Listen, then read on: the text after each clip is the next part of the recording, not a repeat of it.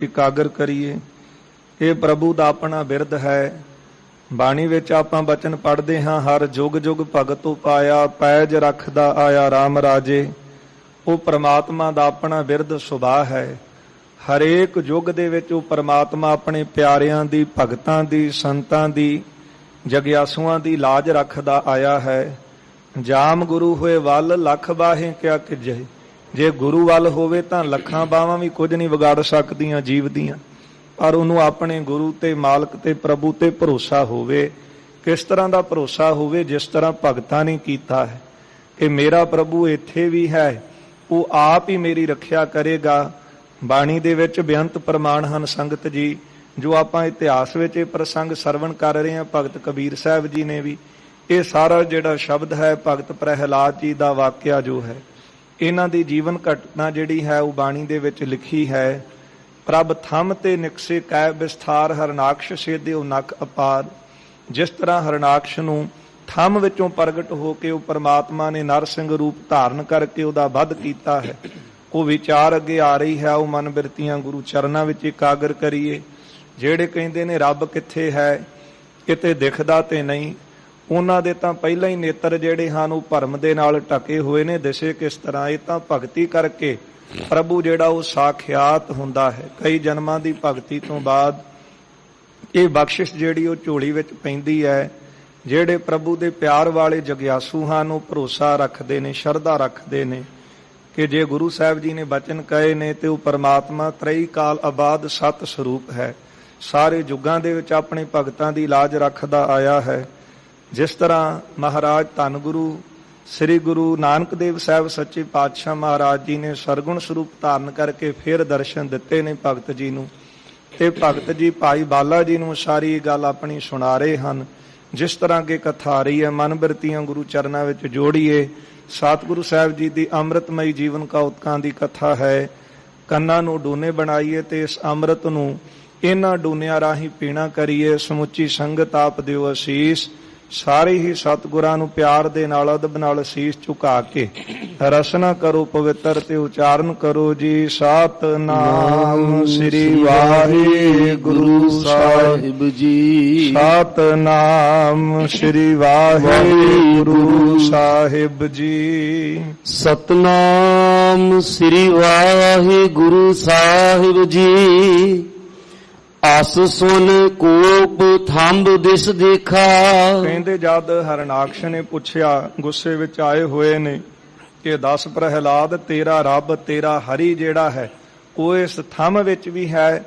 ਤੇ ਭਗਤ ਪ੍ਰਹਿਲਾਦ ਜੀ ਕਹਿੰਦੇ, ਮੈਂ ਕਿਹਾ ਹੈ। ਵਿਸ਼ਨ ਤਹਿ ਮੈਂ ਲਖ ਸਾਚੋ, ਤੋਹੇ ਨਾ ਦੀਸਤ ਮਤ ਕੋ ਕਾਚੋ। ਦਿਖਦਾ ਤੁਹਾਨੂੰ ਤਾਂ ਨਹੀਂ, ਤੁਹਾਡੀ ਮੱਤ ਦੇ ਵਿੱਚ ਖੋਟ ਹੋ ਸਕਦੀ ਹੈ। ਕਹਿੰਦੇ ਗੁੱਸੇ ਵਿੱਚ ਆਏ ਹਰਨਾਕਸ਼ ਨੇ ਫਿਰ ਥੰਮ ਵੱਲ ਦੇਖਿਆ। ਖੜਗ ਮੁਸ਼ਟ ਹਨ ਜੋਰ ਬਸੇਖਾ। ਜਿਹੜੀ ਹੱਥ ਵਿੱਚ ਤਲਵਾਰ ਫੜੀ ਸੀ ਨਾ ਮੈਨੂੰ ਮਾਰਨ ਲਈ, ਉਸ ਤਲਵਾਰ ਦੀ ਮੁੱਠ ਜਿਹੜੀ ਸੀ ਗੁੱਸੇ ਵਿੱਚ ਆ ਕੇ ਥੰਮ ਦੇ ਉੱਤੇ ਮਾਰੀ। ਭਇਓ ਸ਼ਬਦ ਦਾਰੁਨ ਅਤ ਘੋਰਾ। ਉਸ ਵੇਲੇ ਬੜਾ ਜਿਹੜਾ ਸ਼ਬਦ ਸੀ ਭਿਆਨਕ ਉਥੋਂ ਪ੍ਰਗਟ ਹੋਇਆ। ਬਹੁਤ ਭਿਆਨਕ ਆਵਾਜ਼ ਜਿਹੜੀ ਸੀ, ਜਿਸ ਤਰ੍ਹਾਂ ਮਾਨੋ ਕਹਿ ਲੋ ਕਿ ਬਹੁਤ ਜਿਹੜਾ ਭਿਆਨਕ ਇੱਕ ਖੜਾਕ ਹੋਇਆ ਉਸ ਥੰਮ ਦੇ ਵਿੱਚੋਂ। ਜਨ ਬ੍ਰਹਮੰਡ ਦੀਨ ਕਿਨ ਫੋਰਾ। ਇਹ ਖੜਾਕ ਇੱਕ ਅਦਭੁਤ ਸੀ ਜਿਹੜਾ ਪਹਿਲਾਂ ਕਦੇ ਕਿਸੇ ਨੇ ਸੁਣਿਆ ਹੀ ਨਹੀਂ ਸੀ। ਕਈ ਵਾਰੀ ਅਸਮਾਨ ਵਿੱਚ ਬਿਜਲੀ ਗੜਕੇ ਤੇ ਬਹੁਤ ਜ਼ਿਆਦਾ ਖੜਾਕ ਹੁੰਦਾ ਹੈ, ਪਰ ਉਹ ਖੜਾਕ ਕਿੱਥੋਂ ਹੁੰਦਾ ਦਿਖਦਾ ਤੇ ਨਹੀਂ। ਇਹ ਪਰਮਾਤਮਾ ਦੀ ਕੁਦਰਤ ਹੈ। ਇਸੇ ਤਰ੍ਹਾਂ ਉਹ ਥੰਮ ਦੇ ਵਿੱਚੋਂ ਜਿਹੜਾ ਖੜਾਕ ਹੋਇਆ, ਇੰਨੀ ਆਵਾਜ਼ ਜਿਹੜੀ ਭਿਆਨਕ ਸੀ, ਮਾਨੋ ਕਿਸੇ ਨੇ ਬ੍ਰਹਮੰਡ ਹੀ ਜਿਹੜਾ ਸੀ ਉਹ ਪਾੜ ਸੁੱਟਿਆ ਹੋਵੇ। ਸੁਣਿਓ ਵਿਦਾਤੇ ਆਪਣੋ ਲੋਕਾ। ਤੇ ਉਸ ਵੇਲੇ ਵਿਦਾਤੇ ਬ੍ਰਹਮਾ ਨੇ ਆਪਣੇ ਲੋਕ ਦੇ ਵਿੱਚ ਇਸ ਖੜਾਕ ਨੂੰ ਸੁਣਿਆ ਹੈ। ਪ੍ਰਲੈ ਕਾਲ ਲਖ ਸਭ ਕੋ ਸ਼ੋਕਾ। ਐਸਾ ਖੜਾਕ ਜਿਹੜਾ ਸੀ ਉਹ ਪਹਿਲਾਂ ਨਾ ਸੁਣੇ ਹੋਣ ਕਰਕੇ ਮਨ ਦੇ ਵਿੱਚ ਦੇਵਤਿਆਂ ਦੇ ਵੀ ਆ ਗਿਆ ਕਿ ਲੱਗਦਾ ਹੈ ਕਿ ਪ੍ਰਲੈ ਦਾ ਸਮਾਂ ਆ ਗਿਆ, ਜਦੋਂ ਇਹ ਜਿਹੜੇ ਪੰਜ ਤੱਤਾਂ ਵਿੱਚ ਲੀਨ ਹੁੰਦੇ ਨੇ, ਜਦੋਂ ਧਰਤੀ ਦਾ ਸਾਰਾ ਕੁਝ ਹੀ ਮਲੀਆ ਮੇਟ ਹੋ ਜਾਂਦਾ, ਜਿਹਨੂੰ ਮਹਾਪਰਲੋ ਕਹਿੰਦੇ ਨੇ। ਇਸ ਤਰ੍ਹਾਂ ਦੇਵਤਿਆਂ ਨੇ ਸੋਚਿਆ ਕਿ ਤੇ ਪਰਲੋ ਦਾ ਸਮਾਂ ਆ ਗਿਆ ਹੈ। ਬਦਰ ਭਾਏ ਜੇ ਸਭਾ ਮਜਾਰੀ। ਹੁਣ ਜਿਹੜਾ ਖੜਾਕ ਬ੍ਰਹਮ ਲੋਕ ਤੱਕ ਸੁਣਿਆ ਹੋਵੇ ਤੇ ਸਭਾ ਦੇ ਵਿੱਚ ਬੈਠਿਆਂ ਨੇ ਕਿੱਥੇ ਟਿਕੇ ਰਹਿਣਾ ਸੀ। ਉਹਨਾਂ ਦੇ ਕੰਨ ਵੀ ਜਿਹੜੇ ਦੈਂਤਾਂ ਦੇ ਬੋਲੇ ਹੋ ਗਏ।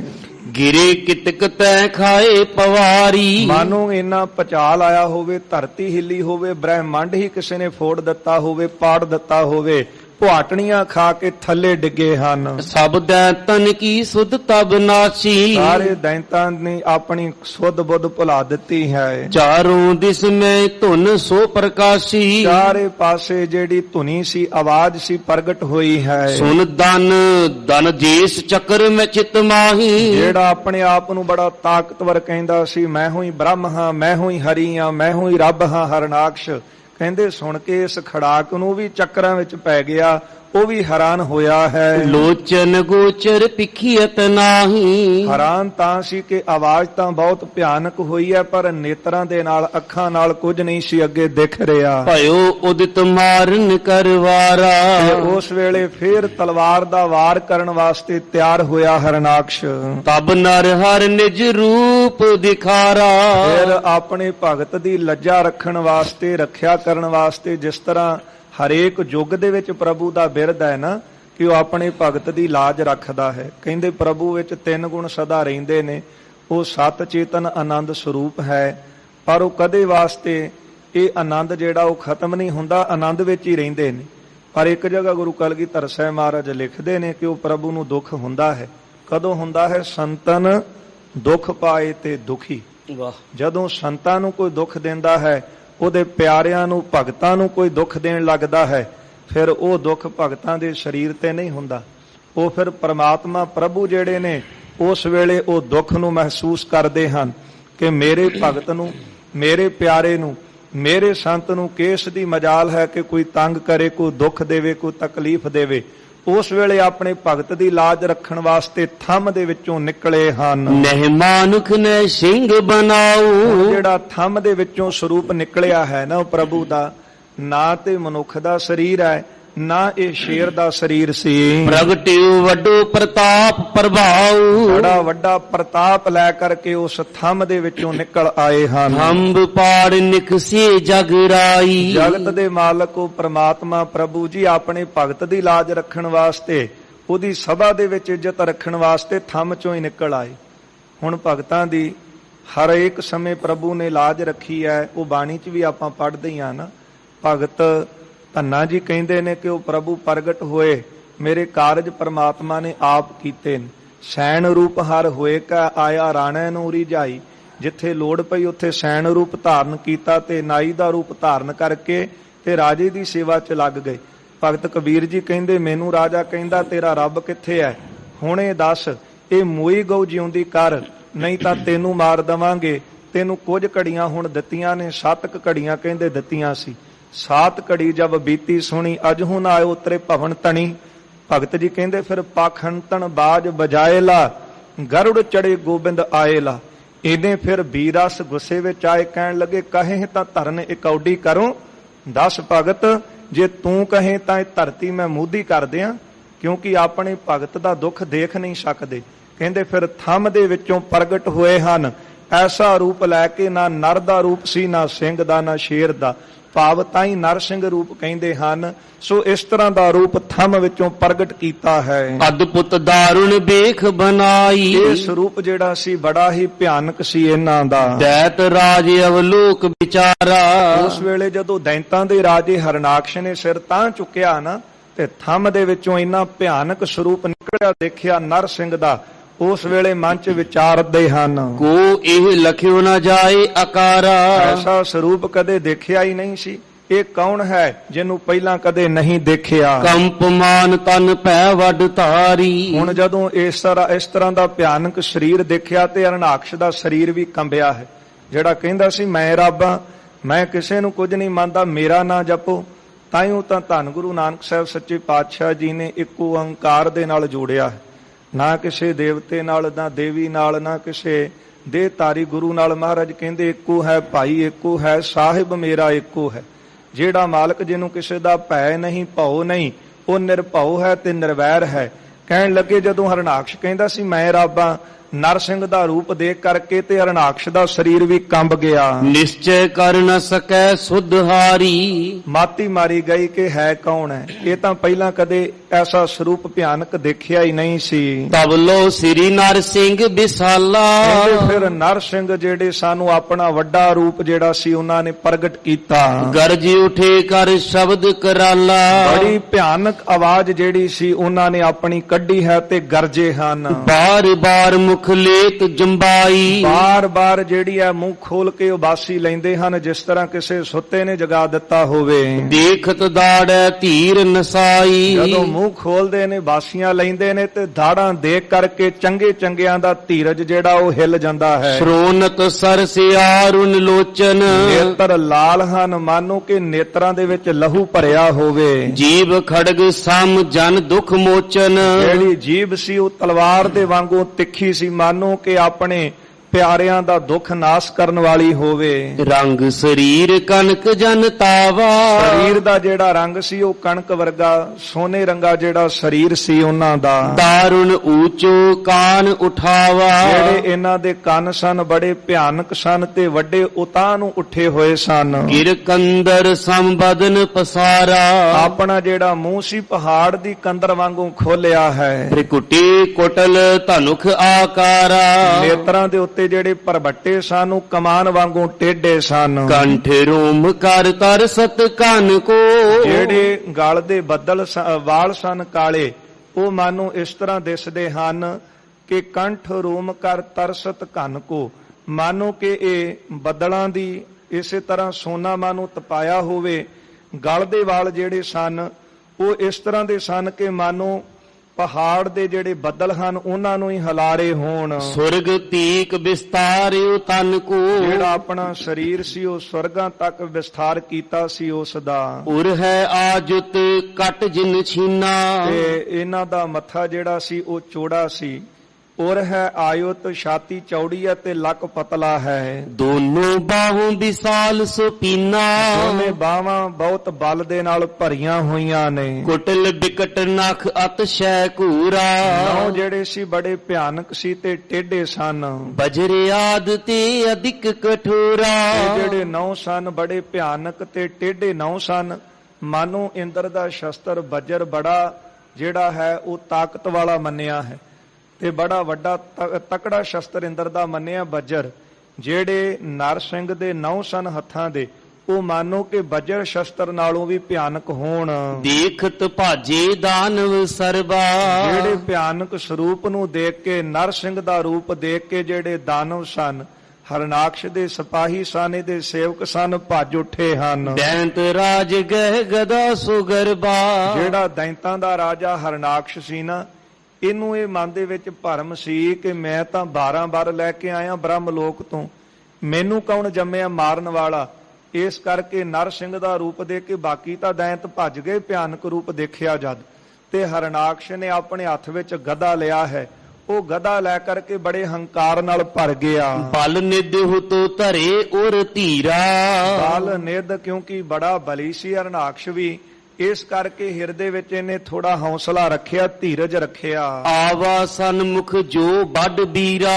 ਜਿਹੜੇ ਬਹੁਤ ਬਲੀ ਸਨ ਤੇ ਉਹਦੇ ਸਨਮੁਖ ਆਇਆ ਹੈ। ਮਹਾ ਮਤ ਕੁੰਚਰ ਜਿਉ ਧਾਇਓ। ਇਸ ਤਰ੍ਹਾਂ ਅੱਗੇ ਦੌੜ ਕੇ ਆਉਂਦਾ ਹੈ ਜਿਸ ਤਰ੍ਹਾਂ ਕੋਈ ਮਸਤ ਹਾਥੀ ਅੱਗੇ ਆਇਆ ਹੋਵੇ। ਕਿਉ ਸਿਰ ਨਰ ਹਰ ਕੇ ਢਿਗ ਆਇਓ। ਨਰ ਸਿੰਘ ਦੇ ਸਰੂਪ ਦੇ ਅੱਗੇ ਚੱਲ ਕੇ ਗਦਾ ਲੈ ਕੇ ਹੰਕਾਰ ਨਾਲ ਭਰਿਆ ਹਰਨਾਕਸ਼ ਆਇਆ। ਗਹੇ ਗਦਾ ਕਰ ਜੋਰ ਪ੍ਰਹਾਰੀ। ਆਪਣੇ ਹੱਥ ਵਿੱਚ ਉਹ ਗਦਾ ਲੈ ਕੇ ਤੇ ਜ਼ੋਰ ਦੀ ਨਰ ਸਿੰਘ ਦੇ ਉੱਤੇ ਵਾਰ ਕੀਤਾ। ਪੁਨ ਇਤੇ ਉਤ ਫਿਰ ਘਾਤ ਵਿਚਾਰੀ। ਫਿਰ ਇਧਰ ਉਧਰ ਹੋ ਕੇ ਹਰਨਾਕਸ਼ ਆਪਣਾ ਦਾ ਲਾਉਣ ਲੱਗਾ ਕਿ ਮੈਂ ਗਦਾ ਮਾਰ ਕੇ ਇਹਨੂੰ ਮਾਰ ਦਵਾਂਗਾ। ਦੁਤੀਏ ਵਾਰ ਨੇਰ ਜਬ ਕੀਨਾ। ਦੂਜੀ ਵਾਰ ਕਰਨ ਵਾਸਤੇ ਹਰਨਾਕਸ਼ ਨਰ ਸਿੰਘ ਦੇ ਨੇੜੇ ਹੋਇਆ। ਸ੍ਰੀ ਨਰ ਸਿੰਘ ਤਬ ਹੀ ਗਹਿ ਲੀਨਾ। ਨਰ ਸਿੰਘ ਜੀ ਨੇ ਉਸ ਵੇਲੇ ਹਰਨਾਕਸ਼ ਨੂੰ ਗਧੇ ਦੇ ਸਮੇਤ ਹੀ ਫੜ ਲਿਆ। ਬਿਨਾ ਪ੍ਰਿਆਸ ਗਰੁੜ ਗਹਿ ਗਈ। ਇਸ ਤਰ੍ਹਾਂ ਫੜ ਲਿਆ ਹਰਨਾਕਸ਼ ਨੂੰ, ਕਹਿੰਦੇ ਜਿਸ ਤਰ੍ਹਾਂ ਗਰੁੜ ਸੱਪ ਨੂੰ ਆਪਣੀ ਦਬੋਚ ਵਿੱਚ ਲੈ ਲੈਂਦਾ ਹੈ, ਬਿਨਾਂ ਯਤਨ ਕੀਤਿਆਂ ਜਿਹੜਾ ਗਰੁੜ ਸੱਪ ਨੂੰ ਫੜਦਾ ਹੈ, ਇਸ ਤਰ੍ਹਾਂ ਹਰਨਾਕਸ਼ ਨੂੰ ਫੜ ਲਿਆ ਹੈ। ਤਿਉ ਗਹਿ ਲੀਨ ਛੁਟਨ ਕੋ ਚਾਹਈ। ਬੜੇ ਯਤਨ ਕਰਦਾ ਹੈ ਹਰਨਾਕਸ਼ ਮੈਂ ਛੁੱਟਾਂ, ਪਰ ਯਤਨ ਕੀਤਿਆਂ ਵੀ ਨਹੀਂ ਛੁੱਟਦਾ। ਲੀਲਾ ਹੇਤ ਪ੍ਰਭੂ ਪੁਨ ਛੋਰਾ। ਲੀਲਾ ਦੇਖਣ ਵਾਸਤੇ ਕੌਤਕ ਇੱਕ ਕੀਤਾ ਤੇ ਪ੍ਰਭੂ ਨੇ ਨਰ ਸਿੰਘ ਨੇ ਇਹਨੂੰ ਛੱਡ ਦਿੱਤਾ। ਜਿਸ ਤਰ੍ਹਾਂ ਕੋਈ ਤਾਕਤਵਰ ਹੋਵੇ ਤੇ ਕਿਸੇ ਮਾੜੇ ਦੀ ਲੀਲਾ ਦੇਖਣ ਵਾਸਤੇ ਕਮਜ਼ੋਰ ਦਾ ਉਹ ਖੇਡ ਹੀ ਦੇਖਣ ਵਾਸਤੇ ਛੱਡ ਦਿੰਦੇ ਨਾ। ਕਹਿੰਦੇ ਹਰਨਾਕਸ਼ ਬਹੁਤ ਯਤਨ ਕਰੇ ਮੈਂ ਛੁੱਟ ਜਾਵਾਂ, ਇੱਧਰ ਉੱਧਰ ਮਾਰਦਾ ਪਾਸੇ, ਤੇ ਨਰ ਸਿੰਘ ਜੀ ਨੇ ਲੀਲਾ ਦੇਖਣ ਵਾਸਤੇ ਇਹਨੂੰ ਫੇਰ ਛੱਡ ਦਿੱਤਾ। ਛੁੱਟ ਕਰ ਗਰਜਤ ਭਾ ਤਬ ਘੂਰਾ। ਹਰਨਾਕਸ਼ ਨੂੰ ਛੱਡਿਆ ਤੇ ਫੇਰ ਹੰਕਾਰ ਵਿੱਚ ਆ ਗਿਆ। ਇਹਨੂੰ ਸੋਚਿਆ ਕਿ ਮੈਂ ਬਲੀ ਆ ਇਹਨਾਂ ਤੋਂ, ਤੇ ਮੈਂ ਇਹਨਾਂ ਕੋਲੋਂ ਛੁੱਟ ਗਿਆ ਹਾਂ ਆਪਣੇ ਯਤਨਾਂ ਦੇ ਨਾਲ। ਫੇਰ ਹੰਕਾਰ ਵਿੱਚ ਆ ਕੇ ਗਰਜਿਆ ਹੈ। ਹਾਹਾਕਾਰ ਦੇਵ ਸਭ ਕਰਹੀ। ਜਿਹੜੇ ਦੇਵਤੇ ਕੌਤਕ ਦੇਖ ਰਹੇ ਸੀ ਨਾ, ਕਹਿੰਦੇ ਦੇਵ ਲੋਕ ਦੇ ਵਿੱਚ ਦੇਵਤੇ ਹਾਹਾਕਾਰ ਕਰ ਉੱਠੇ। ਕੰਨ ਪਟ ਕਰ ਦੇਖੇ ਉਰ ਡਰਹੀ। ਮਾਨੋ ਕਿ ਬੱਦਲਾਂ ਦੇ ਵਿੱਚੋਂ ਦੇਵਤੇ ਵੀ ਇਸ ਕੌਤਕ ਨੂੰ, ਇਸ ਨਜ਼ਾਰੇ ਨੂੰ, ਖੇਡ ਨੂੰ ਦੇਖ ਰਹੇ ਸਨ। ਪ੍ਰਭ ਕੀ ਬਲ ਮੈਂ ਸ਼ੰਕਾ ਮਾਨਹੀ। ਦੇਵਤਿਆਂ ਦੇ ਮਨ ਵਿੱਚ ਇਹ ਦੇਖ ਕੇ ਤੇ ਥੋੜੀ ਸ਼ੰਕਾ ਆ ਗਈ। ਹਿਰਨਾਕਸ਼ ਕੋ ਬਲੀ ਪਛਾਨਹੀ। ਸੋਚਦੇ ਹਨ ਕਿ ਜਿਹੜਾ ਹਰਨਾਕਸ਼ ਹੈ, ਇਹ ਲੱਗਦਾ ਹੈ ਕਿ ਨਰ ਸਿੰਘ ਤੋਂ ਤਕੜਾ ਹੈ। ਪ੍ਰਭੂ ਨੇ ਅਵਤਾਰ ਤਾਂ ਭੇਜੇ ਨੇ, ਪਰ ਲੱਗਦਾ ਹੈ ਕਿ ਹਰਨਾਕਸ਼ ਤਕੜਾ ਹੈ ਤਾਂ ਛੁੱਟ ਗਿਆ। ਕਿਉਂਕਿ ਭਾਵੇਂ ਦੇਵਤੇ ਨੇ, ਉਹ ਪ੍ਰਭੂ ਦੀ ਲੀਲਾ ਨੂੰ ਪੂਰਨ ਤੌਰ ਤੇ ਜਾਣਦੇ ਹੀ ਨਹੀਂ। ਤੁਮਰੀ ਗਤ ਮਿਤ ਤੁਮ ਹੀ ਜਾਣੀ। ਤੁਹਾਡੇ ਕੌਤਕਾਂ ਨੂੰ, ਤੁਹਾਡੀ ਲੀਲਾ ਨੂੰ, ਤੁਹਾਡੀ ਖੇਡ ਨੂੰ ਤਾਂ ਤੁਸੀਂ ਹੀ ਜਾਣਦੇ ਹੋ। ਮਹਾਰਾਜ ਦਾ ਪਾਵਨ ਬਚਨ ਬਾਣੀ ਅੰਦਰ ਪੜ੍ਹਦੇ ਹਾਂ ਕਿ ਗੁਰੂ ਦੀ ਗਤ ਨੂੰ ਗੁਰੂ ਜਾਣਦਾ ਹੈ, ਜਾਂ ਫਿਰ ਉਸ ਦੇ ਪਿਆਰੇ ਜਾਣਦੇ ਹਨ। ਕਰਤੇ ਕੀ ਮਿਤ ਕਰਤਾ ਜਾਣੇ, ਕਹਿ ਜਾਣੇ ਗੁਰ ਸੂਰਾ। ਜਾਂ ਉਹਦੇ ਪਿਆਰ ਵਾਲੇ ਜਾਣਦੇ ਹਨ। ਇਸ ਕਰਕੇ ਜੇ ਕੋਈ ਕਵੇ ਕਿ ਮੈਂ ਬੁੱਧੀ ਨਾਲ ਉਸ ਦੇ ਕੌਤਕਾਂ ਨੂੰ, ਲੀਲਾ ਨੂੰ ਜਾਣ ਲਾਂਗਾ, ਤੇ ਨਹੀਂ ਜਾਣ ਸਕਦਾ। ਜਦੋਂ ਨਰ ਸਿੰਘ ਜੀ ਨੇ ਇੱਕ ਕੌਤਕ ਹੀ ਕੀਤਾ, ਇੱਕ ਖੇਡ ਹੀ ਖੇਡਿਆ, ਹਰਨਾਕਸ਼ ਨੂੰ ਫੇਰ ਛੱਡ ਦਿੱਤਾ। ਜਿੱਦਾਂ ਆਪਾਂ ਕਈ ਵਾਰੀ ਦੇਖ ਕਰਕੇ ਹਾਹਾਕਾਰ ਕਰ ਉੱਠਦੇ ਹਾਂ ਕਿ ਲੱਗਦਾ ਕਿ ਇਹ ਪੰਥ ਖਤਰੇ ਵਿੱਚ ਆ ਗਿਆ, ਇਹ ਪਰਮਾਤਮਾ ਦੀ ਸਾਜੀ ਸ੍ਰਿਸ਼ਟੀ ਖਤਰੇ ਵਿੱਚ ਹੈ। ਇਹ ਤਾਂ ਪ੍ਰਭੂ ਦੀ ਆਪਣੀ ਹੀ ਲੀਲਾ ਹੈ। ਉਹ ਕੌਤਕ ਦੇਖਣ ਵਾਸਤੇ ਇਸ ਤਰ੍ਹਾਂ ਦੇ ਜਿਹੜੇ ਦੈਂਤ ਹਨ, ਸਮੇਂ-ਸਮੇਂ ਭੇਜ ਵੀ ਦਿੰਦੇ। ਤੇ ਕਹਿੰਦੇ ਜਦੋਂ ਹਰਨਾਕਸ਼ ਨੂੰ ਛੱਡਿਆ ਤੇ ਜਿਹੜੇ ਦੇਵਤੇ ਸੀ ਉਹਨਾਂ ਵਿੱਚ ਹਾਹਾਕਾਰ ਮਚ ਗਈ। ਸੋਚਦੇ ਹਨ ਕਿ ਹਰਨਾਕਸ਼ ਜਿਹੜਾ ਉਹ ਨਰ ਸਿੰਘ ਨਾਲੋਂ ਤਕੜਾ ਹੈ। ਇਹ ਖਗਪਤ ਜਿਉ ਖੇਲਨ ਹੇਤਾ। ਇਸ ਤਰ੍ਹਾਂ ਗਰੁੜ ਸੱਪ ਦੇ ਨਾਲ ਖੇਡਣ ਵਾਸਤੇ ਲਖਤ ਨਾ ਕਰਹੀ ਕਿਰਪਾ ਨਿਕੇਤਾ। ਉਹਨੂੰ ਛੱਡ ਦਿੰਦਾ ਏ ਤੇ ਫੇਰ ਫੜ ਲੈਂਦਾ ਏ। ਕਹਿੰਦੇ ਇਸ ਤਰ੍ਹਾਂ ਕਿਰਪਾ ਦੇ ਖਜ਼ਾਨੇ ਪ੍ਰਭੂ ਜੀ ਨੇ ਹਰਨਾਕਸ਼ ਨੂੰ ਛੱਡਿਆ ਹੈ। ਪੁਨ ਜਨ ਜੇਸ ਲਏ ਅਸ ਢਾਲਾ। ਹਰਨਾਕਸ਼ ਨੇ ਛੁੱਟਦਿਆਂ ਹੀ ਨਾ ਆਪਣੇ ਹੱਥ ਵਿੱਚ ਇੱਕ ਚ ਕਿਰਪਾਨ ਤੇ ਦੂਜੇ ਚ ਢਾਲ ਲੈ ਲਈ ਹੈ। ਆਇਓ ਪ੍ਰਭ ਸਮੀਪ ਤਤਕਾਲਾ। ਬੜੀ ਛੇਤੀ ਨਾਲ ਬੜਾ ਹੰਕਾਰੀ ਜਿਹੜਾ ਹਰਨਾਕਸ਼ ਸੀ ਉਹ ਫਿਰ ਨਰ ਸਿੰਘ ਦੇ ਨੇੜੇ ਆਇਆ। ਸ੍ਰੀ ਨਰ ਸਿੰਘ ਗਰਜ ਤੁਨ ਕੂਰਾ। ਸਾਹਮਣੇ ਆ ਕਰਕੇ ਨਰ ਸਿੰਘ ਦੇ ਤੇ ਗਰਜਣ ਲੱਗਾ ਹੈ। ਦਾਰੁਣ ਕੀਏ ਚਾਹੋ ਔਰ ਕਠੋਰਾ। ਬੜੇ ਭਿਆਨਕ ਉਸ ਵੇਲੇ ਨਰ ਸਿੰਘ ਜੀ ਨੇ ਭਿਆਨਕ ਚਾਰੋਂ ਤਰਫ ਜਿਹੜਾ ਸੀ ਆਪਣਾ ਸਰੂਪ ਬਣਾ ਲਿਆ। ਦੌੜ ਗਇਓ ਦਨ ਜੇ ਸਹਿਆਸੀ। ਇਸ ਤਰ੍ਹਾਂ ਫਿਰ ਇਸ ਹਰਨਾਕਸ਼ ਨੂੰ ਫੜ ਲਿਆ। ਗਹਿ ਗਹਿਲੇ ਤੁ ਮੇਂਢ ਕਹਿ ਜੈਸੀ। ਜਦੋਂ ਗਰਜ ਕੇ ਸਾਹਮਣੇ ਆਇਆ ਨਾ ਤੇ ਫਿਰ ਨਰ ਸਿੰਘ ਜੀ ਨੇ ਇਸ ਤਰ੍ਹਾਂ ਫੜ ਲਿਆ ਜਿਸ ਤਰ੍ਹਾਂ ਸੱਪ ਮੈਂਡਕ ਨੂੰ, ਡੱਡੂ ਨੂੰ ਬੜੀ ਸੁਖੈਨ ਤਰੀਕੇ ਨਾਲ ਫੜ ਲੈਂਦਾ ਹੈ, ਬੜਾ ਸੌਖਾ ਹੀ ਫੜ ਲੈਂਦਾ ਹੈ। ਕਹਿੰਦੇ ਫੇਰ ਨਰ ਸਿੰਘ ਨੇ ਹਰਨਾਕਸ਼ ਨੂੰ ਫੜ ਲਿਆ ਹੈ। ਫਰਫਰਾਤ ਭਾਜਨ ਇਤ ਉਤ ਕੋ। ਫੜਿਆ ਹੋਇਆ ਹਰਨਾਕਸ਼ ਫੜਫੜਾਉਂਦਾ ਹੈ। ਜਿਸ ਤਰ੍ਹਾਂ ਮੱਛੀ ਪਾਣੀ ਤੋਂ ਬਾਹਰ ਆ ਕੇ ਫੜਫੜਾਉਂਦੀ ਹੈ, ਇਸ ਤਰ੍ਹਾਂ ਹਰਨਾਕਸ਼ ਜਿਹੜਾ ਉਹ ਭੱਜਣਾ ਚਾਹੁੰਦਾ ਹੈ। ਡਿੱਡ ਗਹਿ ਲੀਏ ਨਾ ਜਾਣ ਦੀਏ ਕਿਤ ਕੋ। ਹੁਣ ਨਰ ਸਿੰਘ ਜੀ ਨੇ ਇਹਨੂੰ ਫੜਿਆ ਹੀ ਇਸ ਤਰੀਕੇ ਨਾਲ ਹੈ ਕਿ ਇਹਨੂੰ ਕਿਤੇ ਜਾਣ ਹੀ ਨਹੀਂ ਦਿੱਤਾ। ਪੀਛਿਨ ਸਭਾ ਦੁਆਰ ਕੇ ਥਾਨਾ। ਜਿਹੜੀ ਇਸ ਹਰਨਾਕਸ਼ ਦੀ ਸਭਾ ਲੱਗੀ ਹੋਈ ਸੀ, ਜਿਹੜੀ ਸਭਾ ਦੇ ਵਿੱਚ ਬੈਠ ਕੇ ਲੋਕਾਂ ਨੂੰ ਕਹਿੰਦਾ ਸੀ ਮੈਂ ਬਲੀ ਹਾਂ, ਮੈਂ ਰੱਬ ਹਾਂ, ਮੈਂ ਹੀ ਇਸ ਲੋਕ ਦਾ ਬ੍ਰਹਮ ਹਾਂ, ਤੇ ਉਸ ਭਰੀ ਸਭਾ ਦੇ ਵਿੱਚ ਹੀ ਨਰ ਸਿੰਘ ਜੀ ਨੇ ਇਸ ਨੂੰ ਫੜਿਆ ਹੈ। ਧਾਰ ਉਰੂ ਪਰ ਸ੍ਰੀ ਭਗਵਾਨਾ। ਉਹ ਭਗਵਾਨ ਜੀ ਨੇ ਹਰਨਾਕਸ਼ ਨੂੰ ਆਪਣੇ ਪੱਟਾਂ ਦੇ ਉੱਤੇ ਰੱਖ ਲਿਆ। ਤੂਰਨ ਨਖ ਸੋ ਉਦਰ ਬਿਦਾਰਾ। ਛੇਤੀ ਦੇ ਨਾਲ ਉਹਨਾਂ ਨੇ ਫਿਰ ਆਪਣੇ ਨੌਹਾਂ ਦੇ ਨਾਲ ਹਰਨਾਕਸ਼ ਨੂੰ ਆਪਣੇ ਪੱਟਾਂ ਦੇ ਉੱਤੇ ਰੱਖ ਕਰਕੇ ਇਸ ਦੇ ਪੇਟ ਤੋਂ ਇਹਨੂੰ ਚੀਰ ਦਿੱਤਾ ਹੈ। ਮਹਾਬਲੀ ਇੱਕ ਛਿਨ ਮੈਂ ਮਾਰਾ।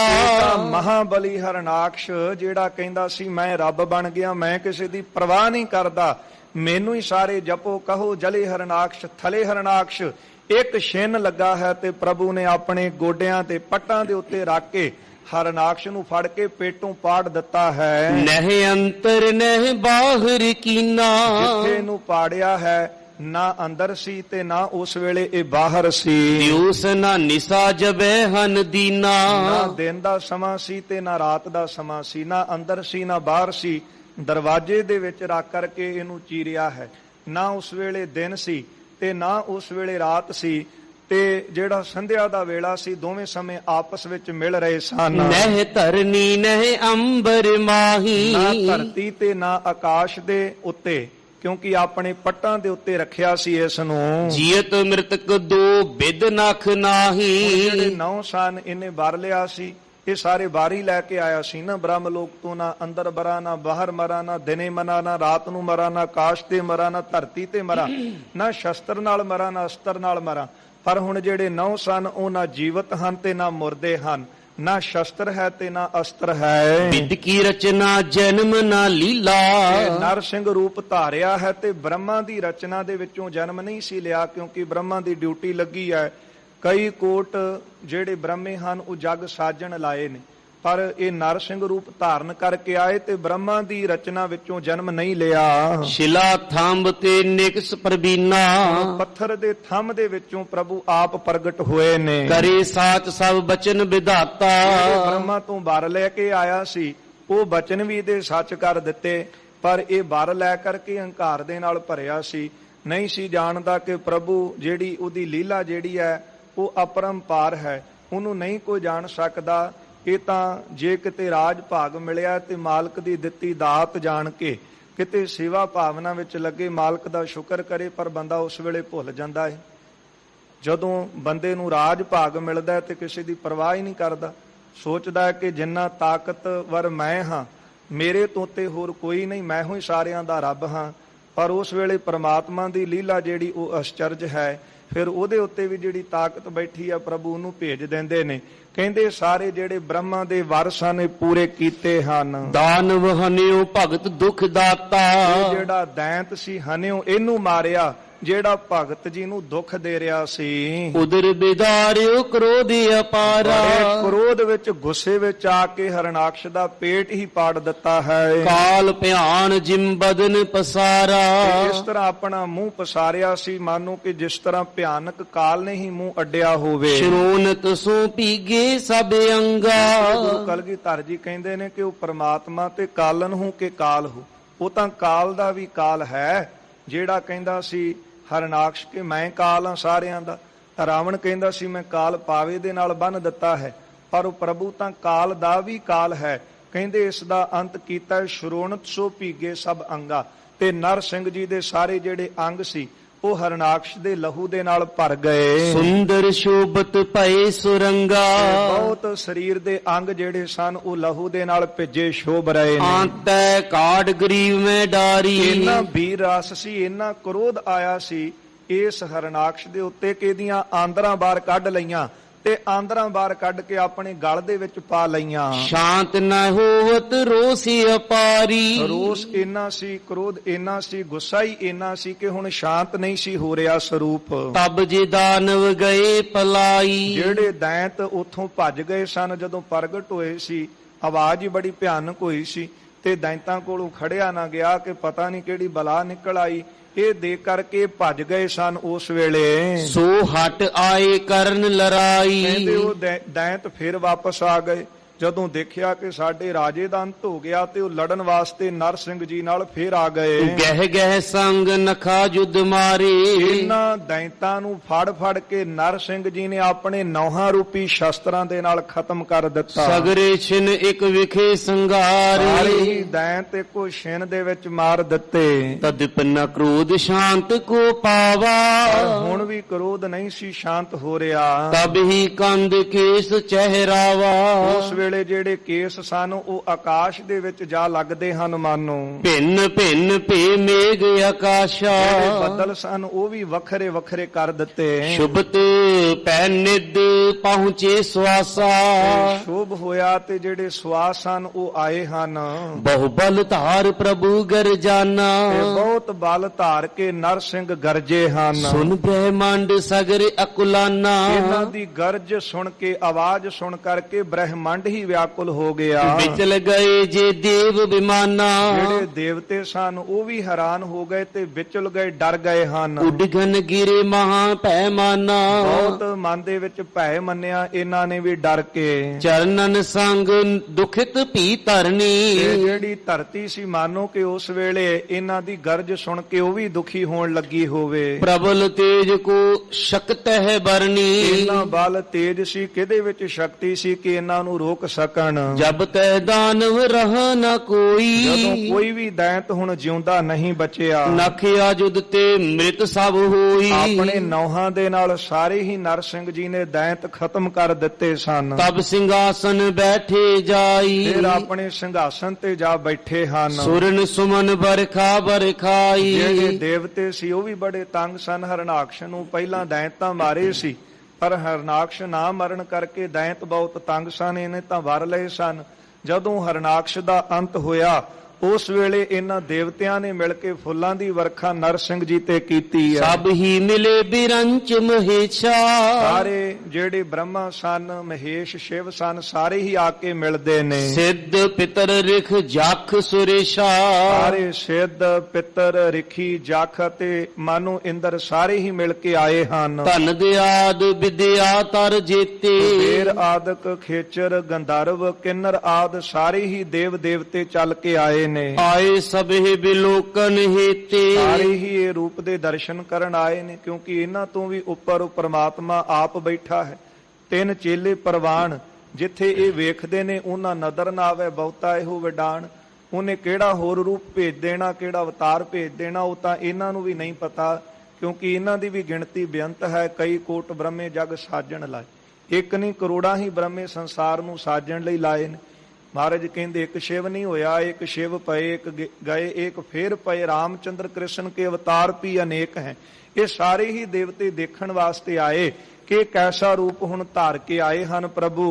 ਦੇਖ ਸਰੂਪ ਨ ਡਰਿ ਉਰ ਥੂਰਾ, ਸਾਰਿਆਂ ਨੇ ਭਿਆਨਕ ਸਰੂਪ ਆ ਕੇ ਦੂਰੋਂ ਦੇਖਿਆ ਹੈ ਤੇ ਮਨ ਵਿੱਚ ਬਹੁਤ ਡਰੇ ਹਨ ਭਿਆਨਕ ਸਰੂਪ ਦੇਖ ਕੇ। ਦਿਖਿਓ ਨ ਜਾਤ ਭਿਆਨਕ ਘੂਰਾ, ਇੰਨਾ ਭਿਆਨਕ ਸਰੂਪ ਹੈ, ਇਹਨਾਂ ਦੇਵਤਿਆਂ ਕੋਲੋਂ ਵੀ ਨਹੀਂ ਦੇਖਿਆ ਜਾਂਦਾ। ਆਏ ਨ ਸਕੇ ਸਮੀਪ ਬਹੋਰੀ, ਮਨ ਵਿੱਚ ਡਰ ਗਏ ਨਾ ਕਿ ਐਸਾ ਭਿਆਨਕ ਸਰੂਪ ਤਾਂ ਕਦੇ ਪਹਿਲਾਂ ਦੇਖਿਆ ਹੀ ਨਹੀਂ, ਇਸ ਕਰਕੇ ਡਰਦਾ ਕੋਈ ਵੀ ਨੇੜੇ ਨਹੀਂ ਸੀ ਆਉਂਦਾ। ਖਰੇ ਦੂਰ ਦੋਨੋਂ ਕਰ ਜੋਰੀ, ਦੋਵੇਂ ਹੱਥ ਜੋੜ ਕੇ ਸਾਰੇ ਦੇਵਤੇ ਦੂਰ ਹੀ ਖੜ ਗਏ ਹਨ। ਵਿਦ ਸ਼ਿਵ ਆਦ ਅਮਰ ਜੇ ਬਿੰਦਰਾ, ਬ੍ਰਹਮਾ ਸ਼ਿਵ ਆਦ ਜਿਹੜੇ ਦੇਵਤੇ ਹਨ, ਨੁਤੇ ਬਖਾਨਤ ਆਨੰਦ ਕੰਦਾ, ਖੋਲੋ ਕੇ ਆਨੰਦ ਦੇ ਬੱਦਲ ਪ੍ਰਭੂ ਦੀ ਜਿਹੜੀ ਉਸਤਤ ਕਰਦੇ ਹਨ। ਜੈ ਜੈ ਜੈ ਤਵ ਸ੍ਰੀ ਜਗ ਰਾਈ, ਆਪਣੇ ਮੁਖੋਂ ਕਹਿੰਦੇ ਨੇ ਜੈ ਹੋਵੇ, ਜੈ ਹੋਵੇ, ਜੈ ਹੋਵੇ ਐ ਸ਼੍ਰੋਮਣੀ ਜਗਤ ਦੇ ਮਾਲਕ ਤੁਹਾਡੀ। ਨਮੋ ਨਮੋ ਤ੍ਰੈ ਲੋਕ ਨਿਰਾਈ, ਨਮਸਕਾਰ ਹੈ, ਨਮਸਕਾਰ ਹੈ ਤਿੰਨਾਂ ਲੋਕਾਂ ਦੇ ਰਾਜਾ ਸਰੂਪ। ਨਮੋ ਨਮੋ ਭਗਤਨ ਦੁਖ ਖੰਡਨ, ਨਮਸਕਾਰ ਹੈ, ਨਮਸਕਾਰ ਹੈ ਤੁਸੀਂ ਭਗਤਾਂ ਦੇ ਦੁੱਖਾਂ ਨੂੰ ਖੰਡ ਦਿੰਦੇ ਹੋ, ਖਤਮ ਕਰ ਦਿੰਦੇ ਹੋ। ਜੈ ਜੈ ਜੈ ਤਰਨੀ ਕੇ ਮੰਡਨ, ਧਰਤੀ ਨੂੰ ਸਾਜਣ ਵਾਲੇ ਪ੍ਰਭੂ ਤੁਹਾਡੀ ਜੈ ਹੋਵੇ, ਜੈ ਹੋਵੇ। ਏ ਦਾਨਵ ਸਭ ਸੁਰ ਦੁਖਕਾਰੀ, ਐ ਦਾਨਵ ਇਹ ਜਿਹੜਾ ਹਰਨਾਕਸ਼ ਸੀ ਸਾਰੇ ਦੇਵਤਿਆਂ ਨੂੰ ਦੁੱਖ ਦੇਣ ਵਾਲਾ ਸੀ। ਜੀਤ ਸਦਨ ਤੇ ਦੀਨ ਨਿਕਾਰੀ, ਆਪ ਜੀ ਨੇ ਇਸ ਨੂੰ ਜਿੱਤ ਕੇ ਤੇ ਖਤਮ ਕਰ ਦਿੱਤਾ ਹੈ। ਮਹਾਬਲੀ ਸੋ ਤੁਮ ਨੇ ਮਾਰਾ, ਮਹਾਬਲੀ ਹਰਨਾਕਸ਼ ਜਿਹੜਾ ਕਹਿੰਦਾ ਸੀ ਮੈਨੂੰ ਕੋਈ ਮਾਰ ਨਹੀਂ ਸਕਦਾ, ਉਹਨੂੰ ਤੁਸੀਂ ਖਤਮ ਕੀਤਾ ਹੈ। ਬਿਨ ਪ੍ਰਯਾਸ ਛਿਨ ਬਿਖੈ ਸੰਘਾਰਾ, ਬਿਨਾਂ ਕੋਈ ਯਤਨ ਕੀਤਿਆਂ ਇੱਕ ਛਿਨ ਚੀਹ ਦਾ ਨਾਸ਼ ਕਰ ਦਿੱਤਾ ਹੈ। ਕ੍ਰੋਧ ਪ੍ਰਜੁਲਤ ਅਪਾਰ ਤੁਮਾਰਾ, ਆਪ ਜੀ ਦਾ ਕ੍ਰੋਧ ਜਿਹੜਾ ਹੈ ਉਹ ਅਪਾਰ ਹੈ। तीन लोक को अत भयकारा, ਪਰ ਤਿੰਨਾਂ ਲੋਕਾਂ ਦੇ ਵਿੱਚ ਹੁਣ ਸਾਰੇ ਭੈ ਮੰਨ ਰਹੇ ਹਨ। दया सिंध उपशम अब ਐ कीजै, ਦਇਆ ਦੇ ਸਾਗਰ ਕਿਰਪਾ ਕਰੋ, ਹੁਣ ਸ਼ਾਂਤ ਹੋ ਜਾਵੋ ਤੇ ਸ਼ਾਂਤੀ ਵਾਲਾ ਸਰੂਪ ਧਾਰੋ। सर्व जगत को अभय सो दीजै, ਸਾਰੇ ਸੰਸਾਰ ਨੂੰ ਭੈ ਤੋਂ ਰਹਿਤ ਕਰ ਦਵੋ। विद निज निकट रमा को देखा, ਕਹਿੰਦੇ ਬ੍ਰਹਮਾ ਨੇ ਆਪਣੇ ਨੇੜੇ ਖਲੋਤਿਆਂ ਜਿਹੜੀ ਰਮਾ ਲక్ష్ਮੀ ਸੀ ਉਹਨੂੰ ਦੇਖਿਆ। तेह को कहियो जे रोष विशेखा, ਉਹਨੂੰ ਜਿਹੜੇ ਇਹ ਨਰਸਿੰਘ ਬਹੁਤ ਕ੍ਰੋਧ ਵਿੱਚ ਗੁੱਸੇ ਵਿੱਚ ਹਨ, ਹਲੇ ਵੀ ਸਰੂਪ ਸ਼ਾਂਤ ਨਹੀਂ ਹੋ ਰਿਹਾ। ਤੇ ਬ੍ਰਹਮਾ ਨੇ ਉਸ ਵੇਲੇ ਲక్ష్ਮੀ ਨੂੰ ਕਿਹਾ ਹੈ, अब तू जाए शांत करवाओ, ਕਹਿਣ ਲੱਗੇ ਜਾ ਲక్ష్ਮੀ ਹੁਣ ਤੂੰ ਜਾ ਕੇ ਨਰਸਿੰਘ ਨੂੰ ਸ਼ਾਂਤ ਕਰਾ। व्याकुलता जग की सो मिटाओ, ਇਹਨਾਂ ਦਾ ਭਿਆਨਕ ਸਰੂਪ ਦੇਖ ਕੇ ਸਾਰਾ ਸੰਸਾਰ ਹੀ ਡਰ ਰਿਹਾ ਹੈ। निकट जाए बोहरो फिर आई, ਲక్ష్ਮੀ ਕੋਲ ਗਈ ਹੈ ਪਰ ਫੇਰ ਵਾਪਸ ਆ ਗਈ, ਕਿਉਂਕਿ ਪ੍ਰਭੂ ਤੋਂ ਅੱਗੇ ਲక్ష్ਮੀ ਤੇ ਲక్ష్ਮੀ ਤੋਂ 3 ਗੁਣ ਰਜੋ ਤਮੋ ਸਤੋ ਤੇ ਫਿਰ 5 ਤੱਤ ਬਣਦੇ ਨੇ। ਸਾਰਾ ਤੇ ਸਾਰਾ ਮਾਇਆ ਦਾ ਹੀ ਹੈ ਨਾ। ਏਕਾ ਮਾਈ ਜੁਗਤ ਵਿਆਈ 3 ਚੇਲੇ ਪ੍ਰਵਾਨ। ਅੱਗੇ ਜਿਹੜੇ ਬ੍ਰਹਮਾ ਵਿਸ਼ਨੂੰ ਮਹੇਸ਼ ਪ੍ਰਗਟ ਕੀਤੇ ਨੇ ਮਾਇਆ ਤੋਂ ਹੀ ਤਾਂ ਪ੍ਰਗਟ ਹੋਏ ਨੇ 3 ਗੁਣ ਰਜੋ ਤਮੋ ਸਤੋ। ਇਸ ਕਰਕੇ ਬ੍ਰਹਮਾ ਨੇ ਕਿਹਾ ਕਿ ਸਾਡੇ ਤੋਂ ਉੱਪਰ ਤਾਂ ਤੂੰ ਹੈ, ਤੂੰ ਜਾ ਤੇ ਜਾ ਕੇ ਰੂਪ ਨੂੰ ਸ਼ਾਂਤ ਕਰ। ਕਹਿੰਦੇ ਜਦ ਲక్ష్ਮੀ ਕੋਲ ਗਈ ਹੈ ਉਹਨਾਂ ਦੇ ਨਰਸਿੰਘ ਦੇ ਤੇ ਦੇਖ ਕਰਕੇ ਦੂਰੋਂ ਹੀ ਫਿਰ ਵਾਪਸ ਮੁੜ ਆਈ। रमा द्रोहण संग गिरा अलाई, ਆ ਕੇ ਸਾਰੇ ਦੇਵਤਿਆਂ ਤੇ ਤਾਈ ਲక్ష్ਮੀ ਕਹਿੰਦੀ ਹੈ, पूर्व में अस सुना न देखा, ਕਹਿੰਦੀ ਕਿ ਪਹਿਲਾਂ ਐਸਾ ਸਰੂਪ ਨਾ ਕਦੇ ਮੈਂ ਸੁਣਿਆ ਤੇ ਨਾ ਕਦੇ ਦੇਖਿਆ ਹੈ। अब सरोस कीनो जस बेखा, ਐਸਾ ਜਿਹੜਾ ਭਿਆਨਕ ਸਰੂਪ ਧਾਰਨ ਕੀਤਾ ਹੈ ਨਾ, ਭਾਵੇਂ ਡਿਊਟੀ ਮੇਰੀ ਲੱਗੀ ਹੈ ਅੱਗੇ ਸਾਰਾ ਕੁਝ ਬਣਾਉਣ ਦੀ, ਪਰ ਐਸਾ ਭਿਆਨਕ ਸਰੂਪ ਨਾ ਕਦੇ ਮੈਂ ਦੇਖਿਆ ਤੇ ਨਾ ਸੁਣਿਆ ਹੈ। तेज न सह्यो जात मुझ पासा, ਇੰਨਾ ਵੱਡਾ ਤੇਜ ਮੇਰੇ ਕੋਲ ਸਹਾਰਿਆ ਨਹੀਂ ਜਾਂਦਾ, ਮੈਂ ਨੇੜੇ ਜਾਵਾਂ ਕਿਸ ਤਰ੍ਹਾਂ, ਜਿਹੜਾ ਇੰਨਾ ਤੇਜ ਲੈ ਕਰਕੇ ਪ੍ਰਗਟ ਹੋਏ ਹਨ। अवलोकन ते उपजत त्रासा, ਜਦ ਮੈਂ ਨੇੜੇ ਹੋ ਕੇ ਦੇਖਦੀਆਂ ਤੇ ਮੇਰਾ ਮਨ ਵੀ ਡਰ ਜਾਂਦਾ ਹੈ। श्री अंग गुर अंगद जी सुन काना, ਭਾਈ ਬਾਲਾ ਜੀ ਕਹਿੰਦੇ ਨੇ ਧੰਨ ਗੁਰੂ ਅੰਗਦ ਦੇਵ ਸਾਹਿਬ ਮਹਾਰਾਜ ਜੀ ਅੱਗੇ ਸੁਣੋ। जो इतिहास प्रहलाद बखाना, ਉਹ ਇਤਿਹਾਸ ਭਗਤ ਪ੍ਰਹਿਲਾਦ ਜੀ ਨੇ ਸਾਨੂੰ ਅੱਗੇ ਸੁਣਾਇਆ। सुर मिल कर तब मुझ टिग आए, ਜਦੋਂ ਦੇਵਤਿਆਂ ਕੋਲੋਂ ਸ਼ਾਂਤ ਨਾ ਹੋਏ ਉਹ ਪ੍ਰਭੂ ਨਰਸਿੰਘ ਕਹਿੰਦੇ ਲక్ష్ਮੀ ਨੂੰ ਭੇਜਿਆ ਤੇ ਉਹ ਵੀ ਡਰ ਕੇ ਵਾਪਸ ਮੁੜ ਆਈ। ਉਸ ਵੇਲੇ ਸਾਰੇ ਦੇਵਤਿਆਂ ਨੇ ਸਲਾਹ ਕੀਤੀ। अधिक नेह के बचन ਕਹਿੰਦੇ सुनाए, ਫਿਰ ਇਹ ਸਾਰੇ ਦੇਵਤੇ ਇਕੱਠੇ ਹੋਏ ਤੇ ਪ੍ਰਹਿਲਾਦ ਜੀ ਕਹਿੰਦੇ ਮੇਰੇ ਪਾਸ ਆ ਗਏ ਤੇ ਮੈਨੂੰ ਆ ਕੇ ਸਾਰਿਆਂ ਨੇ ਬੜੇ ਪਿਆਰ ਦੇ ਨਾਲ ਬੇਨਤੀ ਕੀਤੀ। श्री नग नर सिंह निकट तुम जाओ, ਪ੍ਰਹਿਲਾਦ ਜੀ ਹੁਣ ਤੁਸੀਂ ਸਾਡੀ ਬੇਨਤੀ ਪ੍ਰਵਾਨ ਕਰੋ ਤੇ ਨਰਸਿੰਘ ਜੀ ਦੇ ਪਾਸ ਤੁਸੀਂ ਜਾਵੋ। क्रोध विशाल शांत करवाओ, ਜਿਹੜੇ ਇੰਨੇ ਕ੍ਰੋਧ ਵਾਲਾ ਰੂਪ ਧਾਰਨ ਕੀਤਾ ਹੋਇਆ ਕਿ ਸ਼ਾਂਤੀ ਨਹੀਂ ਹੋ ਰਹੀ। ਜਦ ਕੋਈ ਪਿਆਰਿਆਂ ਨੂੰ ਭਗਤਾਂ ਨੂੰ ਦੁੱਖ ਦਿੰਦਾ ਹੈ ਤੇ ਫਿਰ ਇੰਨੇ ਵੀ ਰਸ ਵਿੱਚ ਆਏ ਕਿ ਦੇਵਤੇ ਵੀ ਤਰਲੇ ਕੱਢ ਹਟੇ ਫਿਰ ਵੀ ਸ਼ਾਂਤ ਨਹੀਂ ਹੋਏ। ਕਹਿੰਦੇ ਪ੍ਰਹਿਲਾਦ ਜੀ ਦੇ ਕੋਲ ਚੱਲ ਕੇ ਆਏ, ਆ ਕੇ ਬੇਨਤੀ ਕਰਨ ਲੱਗੇ ਕਿ ਹੁਣ ਤੁਸੀਂ ਜਾਓ ਤੇ ਤੁਸੀਂ ਜਾ ਕੇ ਬੇਨਤੀ ਕਰੋ ਨਰਸਿੰਘ ਜੀ ਨੂੰ। तिनके सुन कर मैं अस बैना, ਭਗਤ ਜੀ ਕਹਿੰਦੇ ਇਹਨਾਂ ਦੇਵਤਿਆਂ ਦੇ ਇਹ ਬੋਲ ਸੁਣ ਕੇ गमन्यो निकट हृदय कछ पैना, ਮੈਂ ਨਰਸਿੰਘ ਜੀ ਦੇ ਨੇੜੇ ਚਲਾ ਗਿਆ ਕਿਉਂਕਿ ਮੈਨੂੰ ਭੈ ਨਹੀਂ ਸੀ, ਕਿਉਂਕਿ ਆਏ ਹੀ ਉਹਨਾਂ ਦੀ ਰੱਖਿਆ ਵਾਸਤੇ ਨੇ। ਤੇਰਾ ਭਰੋਸਾ ਪਿਆਰੇ, ਮੈਂ ਲਾਡ ਲਡਾਇਆ। ਪਿਆਰ ਦੇ ਵਿੱਚ ਤਾਂ ਕੁਝ ਸੀਮਾ ਹੁੰਦੀ ਹੈ, ਅੰਤਰ ਹੁੰਦਾ ਹੈ, ਮਨ ਦੇ ਵਿੱਚ ਭੈ ਵੀ ਹੁੰਦਾ ਹੈ ਕਿਤੇ ਟੁੱਟ ਨਾ ਜਾਵੇ, ਪਰ ਜਿੱਥੇ ਲਾਡ ਆ ਜਾਵੇ ਉੱਥੇ ਫਿਰ ਕੁਝ ਵੀ ਇਸ ਤਰ੍ਹਾਂ ਦੀ ਨਹੀਂ ਸੀਮਾ ਰਹਿੰਦੀ। ਪ੍ਰਹਿਲਾਦ ਜੀ ਕਹਿੰਦੇ ਮੇਰਾ ਤੇ ਇਸ ਤਰ੍ਹਾਂ ਸੀ ਜਿਸ ਤਰ੍ਹਾਂ ਪਿਓ ਪੁੱਤ ਵਾਲਾ ਖੇਡ ਹੋਵੇ। ਕਹਿੰਦੇ ਮੈਂ ਤਾਂ ਪਿਤਾ ਦੇ ਕੋਲ ਬਿਨਾਂ ਭੈ ਤੋਂ ਨੇੜੇ ਚਲਾ ਗਿਆ। चरण कमल पकड़े तब जाई, ਜਾ ਕੇ ਮੈਂ ਨਰਸਿੰਘ ਜੀ ਦੇ ਚਰਨਾਂ ਕਮਲਾਂ ਨੂੰ ਫੜਿਆ बंधन कीन दंड की न्यायी, ਤੇ ਡੰਡੌਤ ਬੰਦਨਾ ਕੀਤੀ, ਲੰਮੇ ਪੈ ਕੇ ਉਹਨਾਂ ਨੂੰ ਨਮਸਕਾਰ ਕੀਤੀ। ਸ੍ਰੀ ਨਰ ਸਿੰਘ ਜਬੇ ਦ੍ਰਿਗ ਦੇਖਾ, ਜਦੋਂ ਨਰ ਸਿੰਘ ਜੀ ਨੇ ਆਪਣੀ ਨੇਤਰਾਂ ਦੇ ਨਾਲ ਮੇਰੇ ਵੱਲ ਦੇਖਿਆ, ਪਰਿਉ ਚਰਨ ਪਰ ਅਪੈ ਬਿਸ਼ੇਖਾ, ਦੇਖਿਆ ਕਿ ਬਿਨਾਂ ਭੈ ਤੋਂ ਪ੍ਰਹਿਲਾਦ ਭਗਤ ਮੇਰੀ ਸ਼ਰਨ ਦੇ ਵਿੱਚ ਪਿਆ ਹੈ। ਕਹਿ ਕਰ ਤਬ ਉਠਾਵ ਜਗਦੀਸ਼ਾ, ਬਾਹੋਂ ਫੜ ਕੇ ਜਗਤ ਦੇ ਮਾਲਕ ਜੀ ਨੇ ਮੈਨੂੰ ਖੜੇ ਕਰ ਲਿਆ। ਕਰ ਅਰਬਿੰਦ ਧਾਰ ਕਰ ਸੀਸਾ, ਤੇ ਆਪਣਾ ਜਿਹੜਾ ਹਸਤ ਕਮਲ ਸੀ ਨਾ, ਭਗਤ ਜੀ ਕਹਿੰਦੇ ਮੇਰੇ ਸਿਰ ਤੇ ਰੱਖ ਦਿੱਤਾ ਨਰ ਸਿੰਘ ਜੀ ਨੇ। ਜੰਗ ਸੰਗ ਸਨੇਹ ਪਰਲੋਸਤ ਮਾਥਾ, ਮੇਰੇ ਨਾਲ ਇੰਨਾ ਪਿਆਰ ਕੀਤਾ ਤੇ ਮੇਰੇ ਸਿਰ ਦੇ ਉੱਤੇ ਹੱਥ ਰੱਖ ਕੇ ਮੇਰਾ ਮੱਥਾ ਪਲੋਸਣ ਲੱਗੇ।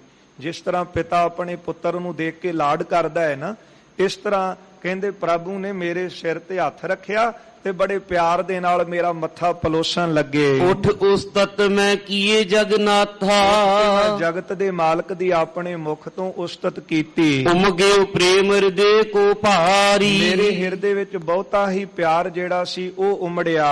ਲੋਚਨ ਤੇ ਸਰਵਹੀ ਜਲ ਧਾਰੀ, ਨੇਤਰਾਂ ਦੇ ਰਾਹੀਂ ਉਹ ਜਿਹੜਾ ਪਿਆਰ ਸੀ ਬਾਹਰ ਆਉਣ ਲੱਗਾ। ਨੇਤਰ ਮੇਰੇ ਹੰਝੂਆਂ ਨਾਲ ਭਰ ਗਏ। ਭਗਤ ਵਚਲ ਪਾਰ ਬ੍ਰਹਮ ਸੁਆਮੀ, ਭਗਤਾਂ ਦੇ ਵਛਲ ਪਿਆਰੇ ਪਾਰਾਵਾਰ ਤੋਂ ਰਹਿਤ ਮਾਲਕ ਜੀ ਸੁਆਮੀ ਜੀ। ਦੀਨ ਬੰਦ ਪ੍ਰਭ ਅੰਤਰ ਜਾਮੀ, ਐ ਦੀਨ ਬੰਧੂ ਜੀ ਪ੍ਰਭੂ ਅੰਤਰ ਜਾਮੀ, ਅੰਦਰ ਦੀਆਂ ਜਾਣਨ ਵਾਲੇ। ਬ੍ਰਹਮਾ ਦਿਕ ਤੇ ਅਮਰ ਜਿਉਰਾ, ਬ੍ਰਹਮਾ ਆ ਤੋਂ ਲੈ ਕੇ ਜਿਹੜੇ ਹੋਰ ਦੇਵਤੇ ਹਨ, ਸਕੈ ਨਾ ਭੀਵ ਲਖਤ ਤਬ ਥੋਰਾ।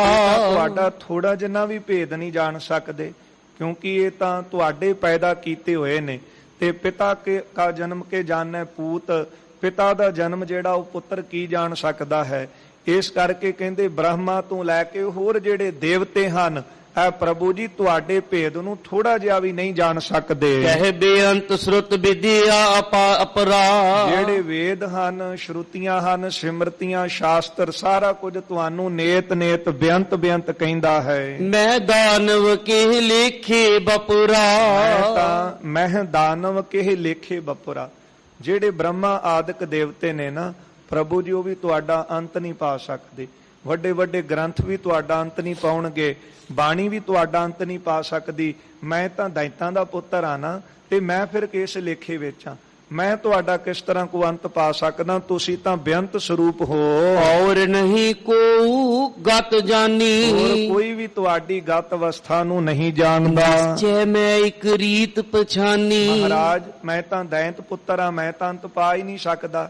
ਮੈਂ ਹੋਰ ਕੁਝ ਨਹੀਂ ਜਾਣਦਾ, ਪਰ ਨਿਸ਼ਚੇ ਕਰਕੇ ਭਰੋਸੇ ਨਾਲ ਮੈਂ ਇੱਕ ਗੱਲ ਜਾਣਦਾ ਹਾਂ, ਕਿਹ ਪ੍ਰਕਾਰ ਨਹਿ ਰੀਜੋ ਆਪੂ, ਕਿਸੇ ਵੀ ਤਰ੍ਹਾਂ ਕਿਸੇ ਯਤਨ ਦੇ ਨਾਲ ਤੁਸੀਂ ਪ੍ਰਸੰਨ ਨਹੀਂ ਹੁੰਦੇ। ਕਰਹੁ ਭਗਤ ਪਿਖ ਕੈ ਦੁਖ ਖਾਪੂ, ਪਰ ਆਪ ਜੀ ਕਰਹੁ ਭਗਤ ਪਿਖ ਕੈ, ਜਿਹੜੇ ਭਗਤੀ ਕਰਦੇ ਨੇ ਨਾ, ਉਹਨਾਂ ਦੀ ਭਗਤੀ ਨੂੰ ਦੇਖ ਕਰਕੇ ਆਪ ਜੀ ਉਹਨਾਂ ਦੇ ਦੁੱਖ ਖਾਪੂ, ਦੁੱਖ ਨਾਸ਼ ਕਰਦੇ ਨੇ। ਹੋਰ ਤਾਂ ਮੈਨੂੰ ਕੁਝ ਨਹੀਂ ਪਤਾ ਕਿ ਤੁਹਾਡਾ ਸਰੂਪ ਕੀ ਹੈ, ਕਿਉਂਕਿ ਤੁਸੀਂ ਆਏ ਬੇਅੰਤ ਹੋ। ਪਰ ਇਹਨਾਂ ਜਾਣਦੇ ਹਾਂ ਕਿ ਜਿਹੜੇ ਤੁਹਾਡੇ ਭਗਤ ਹਨ, ਉਹ ਜਦ ਭਗਤੀ ਕਰਦੇ ਨੇ, ਤੁਹਾਡੀ ਭਗਤੀ ਵਿੱਚ ਜੁੜਦੇ ਨੇ, ਤੁਸੀਂ ਆਪਣੇ ਪਿਆਰਿਆਂ ਦਾ ਦੁੱਖ ਨਹੀਂ ਦੇਖ ਸਕਦੇ, ਉਹਨਾਂ ਦੇ ਦੁੱਖ ਨਾਸ਼ ਕਰਦੇ ਹੋ। 10 ਗੁਣ ਸੰਜੋਤ ਜੋ ਦਿਜ ਹੋਈ, ਭਾਵੇਂ ਕੋਈ ਉੱਚੀ ਜਾਤੀ ਵਾਲਾ ਬ੍ਰਾਹਮਣ ਵੀ ਕਿਉਂ ਨਾ ਹੋਵੇ, ਉਹ 10 ਗੁਣਾਂ ਦੇ ਸਹਿਤ ਹੋਵੇ। ਜਿਹੜੇ ਧਰਮ ਦੇ 10 ਗੁਣ ਮੰਨੇ ਹਨ, ਦਇਆ, ਅਹਿੰਸਾ, ਖਿਮਾ, ਮ੍ਰਿਦ, ਸਤ ਬਚਨ, ਤਪ, ਦਾਨ, ਸੀਲ, ਸੋਚ, ਤ੍ਰਿਸ਼ਨਾ, ਬਿਨਾ ਧਰਮ ਲਿੰਗ 10 ਜਾਣ। ਕਹਿੰਦੇ ਧਰਮੀ ਦੇ ਵਿੱਚ 10 ਗੁਣ ਹੋਣੇ ਲਾਜ਼ਮੀ ਨੇ, ਪਰ ਭਾਵੇਂ 10 ਗੁਣਾਂ ਦਾ ਧਾਰਨੀ ਹੋਵੇ ਕੋਈ ਬ੍ਰਾਹਮਣ ਉੱਚੀ ਜਾਤ ਵਾਲਾ, ਭਗਤ ਬਹੀਨ ਪ੍ਰਸੀਦ ਨਾ ਕੋਈ, 10 ਗੁਣਾਂ ਦਾ ਧਾਰਨੀ ਹੋਵੇ, ਜੇ ਅੰਦਰ ਪ੍ਰਭੂ ਦੀ ਭਗਤੀ ਨਹੀਂ, ਪ੍ਰੇਮਾ ਭਗਤੀ ਨਹੀਂ, ਪਰ ਤੁਸੀਂ ਉਹਨਾਂ ਦੇ ਗੁਣ ਵੇਖ ਕੇ ਪ੍ਰਸੰਨ ਨਹੀਂ ਹੁੰਦੇ। 10 ਗੁਣਹੀਨ ਜੇ ਆਹੈ ਚੰਡਾਲਾ, 10 ਗੁਣਾਂ ਤੋਂ ਕੋਈ ਹੀਣਾ ਹੋਵੇ, ਧਰਮ ਦੇ ਅੰਦਰ ਗੁਣ ਵੀ ਐਸੇ ਲੱਛਣ ਨਾ ਹੋਣ ਜਿਹੜੇ ਵਿਦਵਾਨ ਦੱਸਦੇ ਨੇ, ਉਹਦਾ ਜਨਮ ਭਾਵੇਂ ਚੰਡਾਲਾਂ ਘਰ, ਨੀਚ ਜਾਤੀ ਘਰ ਹੋਵੇ। ਪ੍ਰੇਮ ਭਗਤ ਮੈਂ ਮਗਨ ਵਿਸਾਲਾ, ਉਹ ਚੰਡਾਲਾਂ ਦੇ ਘਰ ਜੰਮਿਆ ਬੱਚਾ ਪ੍ਰੇਮਾ ਭਗਤੀ ਵਿੱਚ ਜੁੜਿਆ ਹੋਵੇ। ਦੇਹ ਸਮ ਤੁਮ ਕੋ ਅਪਰ ਨਾ ਪਿਆਰਾ, ਦੇ ਸਮਾਨ ਹੋਰ ਤੁਹਾਨੂੰ ਕੋਈ ਪਿਆਰਾ ਨਹੀਂ ਹੈ। ਇਹ ਨਿਰਣੇ ਮੈਂ ਹਿਰਦੇ ਵਿਚਾਰਾ, ਮੈਂ ਹਿਰਦੇ ਵਿੱਚ ਨਿਰਣਾ ਕਰਕੇ ਵਿਚਾਰਿਆ ਹੈ। ਹੋਰ ਤਾਂ ਮੈਨੂੰ ਕੁਝ ਨਹੀਂ ਪਤਾ, ਨਾ ਕੋਈ ਮੈਂ ਗਿਆਨ ਧਿਆਨ ਜਾਣਦਾ, ਪਰ ਮੈਂ ਇਹ ਜ਼ਰੂਰ ਜਾਣਦਾ ਹਾਂ, ਭਾਵੇਂ ਕੋਈ ਉੱਚੀ ਜਾਤੀ ਵਾਲਾ 10 ਗੁਣਾਂ ਦਾ ਧਾਰਨੀ ਹੋਵੇ, ਜੇ ਭਗਤੀ ਨਹੀਂ ਤੇ ਤੁਸੀਂ ਉਹਦੇ ਤੇ ਪ੍ਰਸੰਨ ਨਹੀਂ। ਭਾਵੇਂ ਕੋਈ ਨੀਚ ਜਾਤ ਘਰ ਜਨਮਿਆ ਹੋਵੇ, ਚੰਡਾਲਾਂ ਘਰ ਜਨਮਿਆ ਹੋਵੇ, ਉਹਦੇ ਅੰਦਰ ਗੁਣ ਕੋਈ ਨਾ ਹੋਵੇ, ਪਰ ਜੇ ਉਹ ਤੁਹਾਡੀ ਪਿਆਰ ਦੇ ਨਾਲ ਭਗਤੀ ਕਰਦਾ ਹੈ, ਤੁਸੀਂ ਉਹਦੇ ਤੇ ਪ੍ਰਸੰਨ ਹੁੰਦੇ ਹੋ, ਮੈਂ ਇਹ ਜਾਣਦਾ ਹਾਂ। ਦੋਹਰਾ ਜਗ ਦਾਨ ਤਪ ਧਰਮ ਸਤ। ਧਰਮ ਦੇ ਜਿਹੜੇ 10 ਗੁਣ ਮੰਨੇ ਹਨ, ਬ੍ਰਾਹਮਣ ਦੇ ਅੰਦਰ ਜਗ ਕਰਨਾ, ਦਾਨ ਦੇਣਾ, ਤਪ ਕਰਨਾ, ਧਰਮੀ ਹੋਣਾ, ਸੱਤ ਬੋਲਣਾ, ਸਮ ਤੇ ਮਨ ਦੀਆਂ ਵਾਸ਼ਨਾਵਾਂ ਰੋਕਣੀਆਂ, ਦਮ ਇੰਦਰੀਆਂ ਦਾ ਦਮਨ ਕਰਨਾ, ਧੀਰਜ ਰੱਖਣਾ, ਸਹਿਨਸ਼ੀਲਤਾ, ਮਤਸਰ ਰਹਿਤ, ਈਰਖਾ ਤੋਂ ਰਹਿਤ ਹੋਣਾ, 10 ਗੁਣ ਇਹੀ ਗਨੰਤ। ਇਹ ਵਿਦਵਾਨ 10 ਗੁਣ ਗਿਣਦੇ ਹਨ। ਚਾਉ ਪਾਈ ਦਿਜ ਕੁਲ ਮਾਨ ਭਰੇ ਉਰ ਭਾਰੀ। ਪਰ ਜੇ ਬ੍ਰਾਹਮਣ ਇਹ 10 ਗੁਣਾਂ ਦਾ ਧਾਰਨੀ ਹੋਵੇ ਤੇ ਜੇ ਉਹ ਮਾਨ ਦੇ ਨਾਲ, ਹੰਕਾਰ ਦੇ ਨਾਲ ਉਹਦਾ ਅੰਦਰ ਭਰਿਆ ਹੋਵੇ ਕਿ ਮੈਂ ਇੰਨਾ ਗੁਣੀ, ਮੈਂ ਏਡਾ ਧਰਮੀ, ਮੈਂ ਜਗ ਕਰਦਾ, ਮੈਂ ਦਾਨ ਬਹੁਤ ਕਰਦਾ, ਮੈਂ ਬੜੇ ਤਪ ਕੀਤੇ ਨੇ, ਮੈਂ ਧਰਮੀ ਹਾਂ, ਸੱਤ ਬੋਲਦਾ ਹਾਂ, ਮਨ ਨੂੰ ਮੈਂ ਬੜਾ ਵਸ ਵਿੱਚ ਰੱਖਿਆ ਹੈ, ਇੰਦਰੀਆਂ ਨੂੰ ਕੰਟਰੋਲ 'ਚ ਕੀਤਾ ਹੈ, ਮੇਰੇ ਅੰਦਰ ਧੀਰਜ ਬੜਾ ਹੈ, ਮੈਂ ਬਹੁਤ ਸਹਿਨਸ਼ੀਲਤਾ ਦੇ ਨਾਲ ਰਹਿਣਾ ਹਾਂ, ਮੈਂ ਕਿਸੇ ਨਾਲ ਈਰਖਾ ਨਹੀਂ ਕਰਦਾ। ਇਹ ਜੇ 10 ਗੁਣ ਹੋਣ ਤੇ ਫਿਰ ਇਹਨਾਂ ਗੁਣਾਂ ਦੇ ਨਾਲ ਉਹਦੇ ਅੰਦਰ ਹੰਕਾਰ ਆ ਜਾਵੇ ਕਿ ਮੈਂ ਇਹਨਾਂ ਗੁਣਾਂ ਦਾ ਧਾਰਨੀ ਹਾਂ। ਭਗਤਹੀਨ ਗੁਣ ਅਗ ਅਨੁਹਾਰੀ। ਪਰ ਭਗਤੀ ਤੋਂ ਹੀਣਾ ਹੋਵੇ ਨਾ ਤੇ ਫਿਰ ਇਹਦੇ ਜਿਹੜੇ ਗੁਣ ਨੇ ਨਾ, ਇਹ ਵੀ ਪਾਪਾਂ ਵੱਲ ਹੀ ਲੈ ਜਾਂਦੇ ਨੇ। ਜੇ ਇਹਨਾਂ ਕੁਝ ਕਰਕੇ ਇੱਕ ਸੂਖਮ ਜਿਹਾ ਅੰਦਰ ਹੰਕਾਰ ਹੀ ਰਹਿ ਗਿਆ ਤੇ ਹੰਕਾਰ ਤੋਂ ਫਿਰ ਸਾਰੇ ਔਗਣ ਫੇਰ ਪੈਦਾ ਹੋ ਜਾਂਦੇ, ਜੇ ਭਗਤੀ ਨਹੀਂ। ਇਸ ਕਰਕੇ ਪ੍ਰਭੂ ਦੀ ਭਗਤੀ ਸਭ ਤੋਂ ਸ਼੍ਰੋਮਣੀ ਦੱਸੀ ਹੈ। ਮਹਾਰਾਜ ਕਹਿੰਦੇ ਨੇ, ਅਬ ਕਲੂ ਆਇਓ ਰੇ ਇੱਕ ਨਾਮ ਬੋਵੋ ਬੋਵੋ, ਅਨ ਰੂਤ ਨਾਹੀ ਨਾਹੀ ਮਤ ਭਰਮ ਭੂਲੋ ਭੂਲੋ। ਅਸੀਂ ਬਹੁਤ ਸਤ ਪ੍ਰਤੱਗੀ ਹਾਂ, ਦਾਨੀ ਹਾਂ, ਜਪ ਤਪ ਕਰਦੇ ਹਾਂ, ਸਮਾਂ ਕੱਢ ਕੇ ਨੇ ਲੰਗਰ ਵੀ ਲਾ ਦਿੰਦੇ ਹਾਂ, ਮੁਬਾਰਕ ਹੈ। ਪਰ ਤਾਂ ਲੇਖੇ ਵਿੱਚ ਪੈਣਗੇ ਜੇ ਨਾਮ ਜਪਦੇ ਹਾਂ, ਭਗਤੀ ਕਰਦੇ ਹਾਂ, ਨਿਤਨੇਮ ਕਰਦੇ ਹਾਂ, ਜੇ ਗੁਰੂ ਦੇ ਬਚਨ ਨੂੰ ਆਪਾਂ ਕਮਾ ਰਹੇ ਹਾਂ। ਤੇ ਜੇ ਗੁਰੂ ਦਾ ਬਚਨ ਹੀ ਨਹੀਂ ਮੰਨਦੇ, ਸਿਮਰਨ ਹੀ ਨਹੀਂ ਕਰਦੇ, ਨਿਤਨੇਮ ਹੀ ਨਹੀਂ ਹੈ ਸਾਡਾ, ਸੰਗਤ ਹੀ ਨਹੀਂ ਕਰਦੇ, ਤੇ ਫਿਰ ਇਹ ਗੁਣ ਜਿਹੜੇ ਨੇ ਨਾ, ਇਹ ਵੀ ਬੰਦੇ ਨੂੰ ਪਾਪਾਂ ਵੱਲ ਲੈ ਜਾਂਦੇ ਨੇ। ਕਿਉਂ? ਬੰਦੇ ਅੰਦਰ ਸੂਖਮ ਜਿਹਾ ਹੰਕਾਰ ਰਹਿ ਜਾਂਦਾ ਹੈ। ਹੰਕਾਰ ਰਹਿਣ ਕਰਕੇ ਬੰਦਾ ਫਿਰ ਔਗਣਾਂ ਨਾਲ ਭਰ ਜਾਂਦਾ ਹੈ। ਨੀਚ ਜਾਤ ਤਜ ਕਰ ਮਨ ਮਾਨਾ। ਜੇ ਕੋਈ ਨੀਚ ਜਾਤੀ ਦੇ ਵਿੱਚ ਹੋਵੇ ਤੇ ਉਹਦੇ ਅੰਦਰ ਹੰਕਾਰ ਨਾ ਹੋਵੇ। ਤੁਮਰੇ ਸੇਵੇ ਚਰਨ ਮਹਾਨਾ। ਪ੍ਰਭੂ ਜੀ ਉਹ ਨੀਚੀ ਜਾਤੀ ਕਰ ਜਨਮਿਆ, ਉਹਦਾ ਅੰਦਰ ਹੰਕਾਰ ਤੋਂ ਰਹਿਤ ਹੈ, ਤੁਹਾਡੇ ਚਰਨਾਂ ਦੀ ਸੇਵਾ ਵਿੱਚ ਲੱਗਾ ਹੈ। ਸੋ ਪਾਵਨ ਹੋਏ ਕਰ ਸਰਬੰਗਾ। ਉਹਦੇ ਅੰਗ ਜਿਹੜੇ ਨੇ ਉਹ ਪਵਿੱਤਰ ਹੋ ਜਾਂਦੇ ਹਨ। ਔਰਨ ਕੀਰ ਕਰੇ ਅਗ ਭੰਗਾ। ਉਹ ਹੋਰਾਂ ਦੇ ਵੀ ਪਾਪ ਜਿਹੜੇ ਉਹ ਨਾਸ਼ ਕਰ ਦਿੰਦਾ ਹੈ। ਅੱਜ ਭਗਤ ਕਬੀਰ ਸਾਹਿਬ ਜੀ ਦੇ ਪਾਵਨ ਬਚਨਾਂ ਨੂੰ ਪੜ੍ਹ ਕੇ ਕਈ ਮਨੁੱਖ ਜਿਹੜੇ ਨੇ ਸੰਸਾਰ ਤੋਂ ਤਰ ਰਹੇ ਹਨ। ਭਗਤ ਸਦਨਾ ਜੀ, ਭਗਤ ਸੈਣ ਜੀ, ਭਗਤ ਪ੍ਰਹਿਲਾਦ ਜੀ ਕਹਿੰਦੇ ਨੇ, ਪ੍ਰਭੂ ਜੀ ਮੈਨੂੰ ਤਾਂ ਇੱਕੋ ਗੱਲ ਪਤਾ ਹੈ, ਭਾਵੇਂ ਕੋਈ ਉੱਚੀ ਜਾਤੀ ਘਰ ਜਨਮਿਆ, ਬੜਾ ਗੁਣੀ ਹੈ, ਪਰ ਭਗਤੀ ਨਹੀਂ ਕਰਦਾ ਤੇ ਉਹਦੇ ਗੁਣ ਵੀ ਪਾਪਾਂ ਵੱਲ ਚਲੇ ਜਾਂਦੇ ਨੇ। ਜੇ ਕੋਈ ਨੀਚ ਜਾਤੀ ਘਰ ਜਨਮਿਆ ਹੈ, ਉਹ ਭਗਤੀ ਕਰਦਾ ਹੈ, ਉਹਦੇ ਸਾਰੇ ਅੰਗ ਪਵਿੱਤਰ ਹੋ ਜਾਂਦੇ ਨੇ ਤੇ ਉਹਦੇ ਸੰਗੀ ਸਾਥੀ ਵੀ ਤਰ ਜਾਂਦੇ ਹਨ। ਸੁਨ ਮਮ ਬਿਨਤੀ ਤ੍ਰਿ ਭਵਨ ਸਾਈ। ਐ ਤਿੰਨਾਂ ਭਵਨਾਂ ਦੇ ਮਾਲਕ ਪ੍ਰਭੂ ਜੀ ਮੇਰੀ ਬੇਨਤੀ ਨੂੰ ਸੁਣੋ। ਸ਼ਾਂਤ ਰੋਸ ਕਰ ਗਿਰਾਏ ਅਲਾਈ। ਆਪ ਕਿਰਪਾ ਕਰੋ ਮਹਾਰਾਜ, ਹੁਣ ਸ਼ਾਂਤ ਹੋ ਜਾਵੋ, ਆਪਣਾ ਸਰੂਪ ਸ਼ਾਂਤ ਕਰੋ। ਇਹਨਾਂ ਭਿਆਨਕ ਰੂਪ ਦੇਖ ਕਰਕੇ ਸਾਰੇ ਡਰ ਰਹੇ ਨੇ, ਬੜੇ ਵਿਆਕੁਲ ਹੋ ਰਹੇ ਨੇ, ਤਿੰਨਾਂ ਲੋਕਾਂ ਦੇ ਵਿੱਚ ਕੰਬਣੀ ਛਿੜੀ ਹੈ। ਆਪ ਕਿਰਪਾ ਕਰਕੇ ਹੁਣ ਸ਼ਾਂਤ ਹੋ ਜਾਵੋ। ਆਹੋ ਪ੍ਰਹਿਲਾਦ ਭਗਤ ਤੂੰ ਪੂਰਾ। ਕਹਿੰਦੇ ਫਿਰ ਅੱਗੋਂ ਨਰਸਿੰਘ ਕਹਿੰਦੇ ਨੇ, ਆਹੋ ਪ੍ਰਹਿਲਾਦ ਭਗਤ ਤੂੰ ਪੂਰਾ। ਐ ਪ੍ਰਹਿਲਾਦ ਤੂੰ ਪੂਰਨ ਭਗਤ ਹੈ। ਉਹ ਬਿਦ ਤੇ ਹੋਏ ਨਾ ਊਰਾ। ਕਿਸੇ ਔਗਣ ਕਰਕੇ ਊਰਾ ਨਹੀਂ ਹੈ, ਤੇਰੇ ਵਿੱਚ ਕੋਈ ਔਗਣ ਨਹੀਂ, ਕਿਸੇ ਤਰ੍ਹਾਂ ਤੂੰ ਖਾਲੀ ਨਹੀਂ ਹੈ। ਬਰ ਜਾਚੋ ਜੋ ਹੋਏ ਚਿਤ ਮਾਹੀ। ਇਸ ਕਰਕੇ ਹਾਂਜੀ, ਬਰ ਜਾਚੋ ਜੋ ਹੋਏ ਚਿਤ ਮਾਹੀ। ਜੋ ਤੇਰੇ ਚਿੱਤ ਦੇ ਵਿੱਚ ਹੈ ਤੂੰ ਵਰ ਮੰਗ। ਤੈਨੂੰ ਕੀ ਚਾਹੀਦਾ ਹੈ ਤੂੰ ਆਪਣੇ ਅੰਦਰ ਦੀ ਦੱਸ। ਤੋ ਤੇਨੇ ਅਦੇ ਮੁਝ ਪਾਹੀ। ਕੋਈ ਐਸੀ ਵਸਤੂ ਨਹੀਂ ਜਿਹੜੀ ਅਸੀਂ ਤੇਰੇ ਤਾਈਂ ਨਾ ਦਈਏ। ਸੁਨ ਕਰ ਮੈਂ ਪੁੰਨ ਗਿਰਾ ਬਖਾਨੀ। ਭਗਤ ਜੀ ਕਹਿੰਦੇ ਮੈਂ ਨਾ ਇਹ ਪ੍ਰਭੂ ਦੀ ਗੱਲ ਸੁਣ ਕੇ ਤੇ ਅੱਗੋਂ ਬੇਨਤੀ ਕੀਤੀ, ਮਮ ਮਨ ਸਰਬ ਕਾਮਨਾ ਹਾਨੀ। ਐ ਮਹਾਰਾਜ ਕਿਰਪਾ ਕਰੋ, ਮੇਰੇ ਮਨ ਦੀਆਂ ਸਾਰੀਆਂ ਕਾਮਨਾ ਆਪ ਨਾਸ਼ ਕਰ ਦੋ। ਜੋ ਸਕਾਮ ਤਵ ਭਗਤ ਕਰੇ। ਕਿਉਂਕਿ ਇਹ ਗੱਲ ਜਾਣਦੇ ਆ, ਜਿਹੜਾ ਸਕਾਮ ਕਾਮਨਾ ਦੇ ਸਹਿਤ ਤੁਹਾਡੀ ਭਗਤੀ ਕਰਦਾ ਹੈ, ਬਨਕ ਸਮਾਨ ਜਾਣੀਏ ਤੇਈ। ਉਹ ਤਾਂ ਬਾਣੀਏ ਦੇ ਸਮਾਨ ਹੈ ਕਿ ਇਸ ਵਸਤੂ ਦੇ ਬਦਲੇ ਆ ਮਿਲ ਜਾਏ।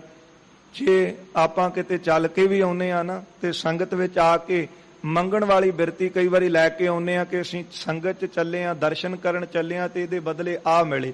ਭਗਤ ਜੀ ਕਹਿੰਦੇ ਜੇ ਸਕਾਮ ਹੋ ਕੇ ਭਗਤੀ ਕਰਾਂਗੇ ਫਿਰ ਤਾਂ ਬਾਣੀਏ ਵਾਲੀ ਗੱਲ ਬਣਨੀ ਹੈ ਕਿ ਇਹਦੇ ਬਦਲੇ ਸਾਨੂੰ ਆ ਮਿਲ ਜਾਵੇ। ਸ੍ਰੀ ਨਰ ਹਰਿ ਪੁਨ ਬੈਨੀ ਉਚਾਰੀ। ਤੇ ਮੇਰੀ ਇਹ ਬੇਨਤੀ ਨੂੰ ਸੁਣ ਕੇ ਫਿਰ ਨਰ ਸਿੰਘ ਜੀ ਅੱਗੋਂ ਕਹਿਣ ਲੱਗੇ, ਭਗਤ ਲਖੋ ਮੁਝ ਮਹਾ ਉਦਾਰੀ। ਜਿਹੜੇ ਮੇਰੇ ਭਗਤ ਹਨ ਨਾ ਉਹ ਮੈਂ ਉਹਨਾਂ ਨੂੰ ਪਿਆਰ ਕਰਦਾ ਤੇ ਤੂੰ ਮੇਰਾ ਭਗਤ ਹੈ ਤੇ ਤੂੰ ਮੈਨੂੰ ਉਦਾਰ ਚਿੱਤ ਜਾਣ। ਨਿਸ਼ਚੈ ਸਰਬ ਚਾਹ ਤੈ ਤਿਆਗੀ। ਤੇ ਜੋ ਤੇਰੇ ਮਨ ਦੇ ਵਿੱਚ ਹੈ ਤੂੰ ਮੰਗ, ਨਿਸ਼ਚੈ ਸਰਬ ਚਾਹੇ ਤੈ ਤਿਆਗੀ।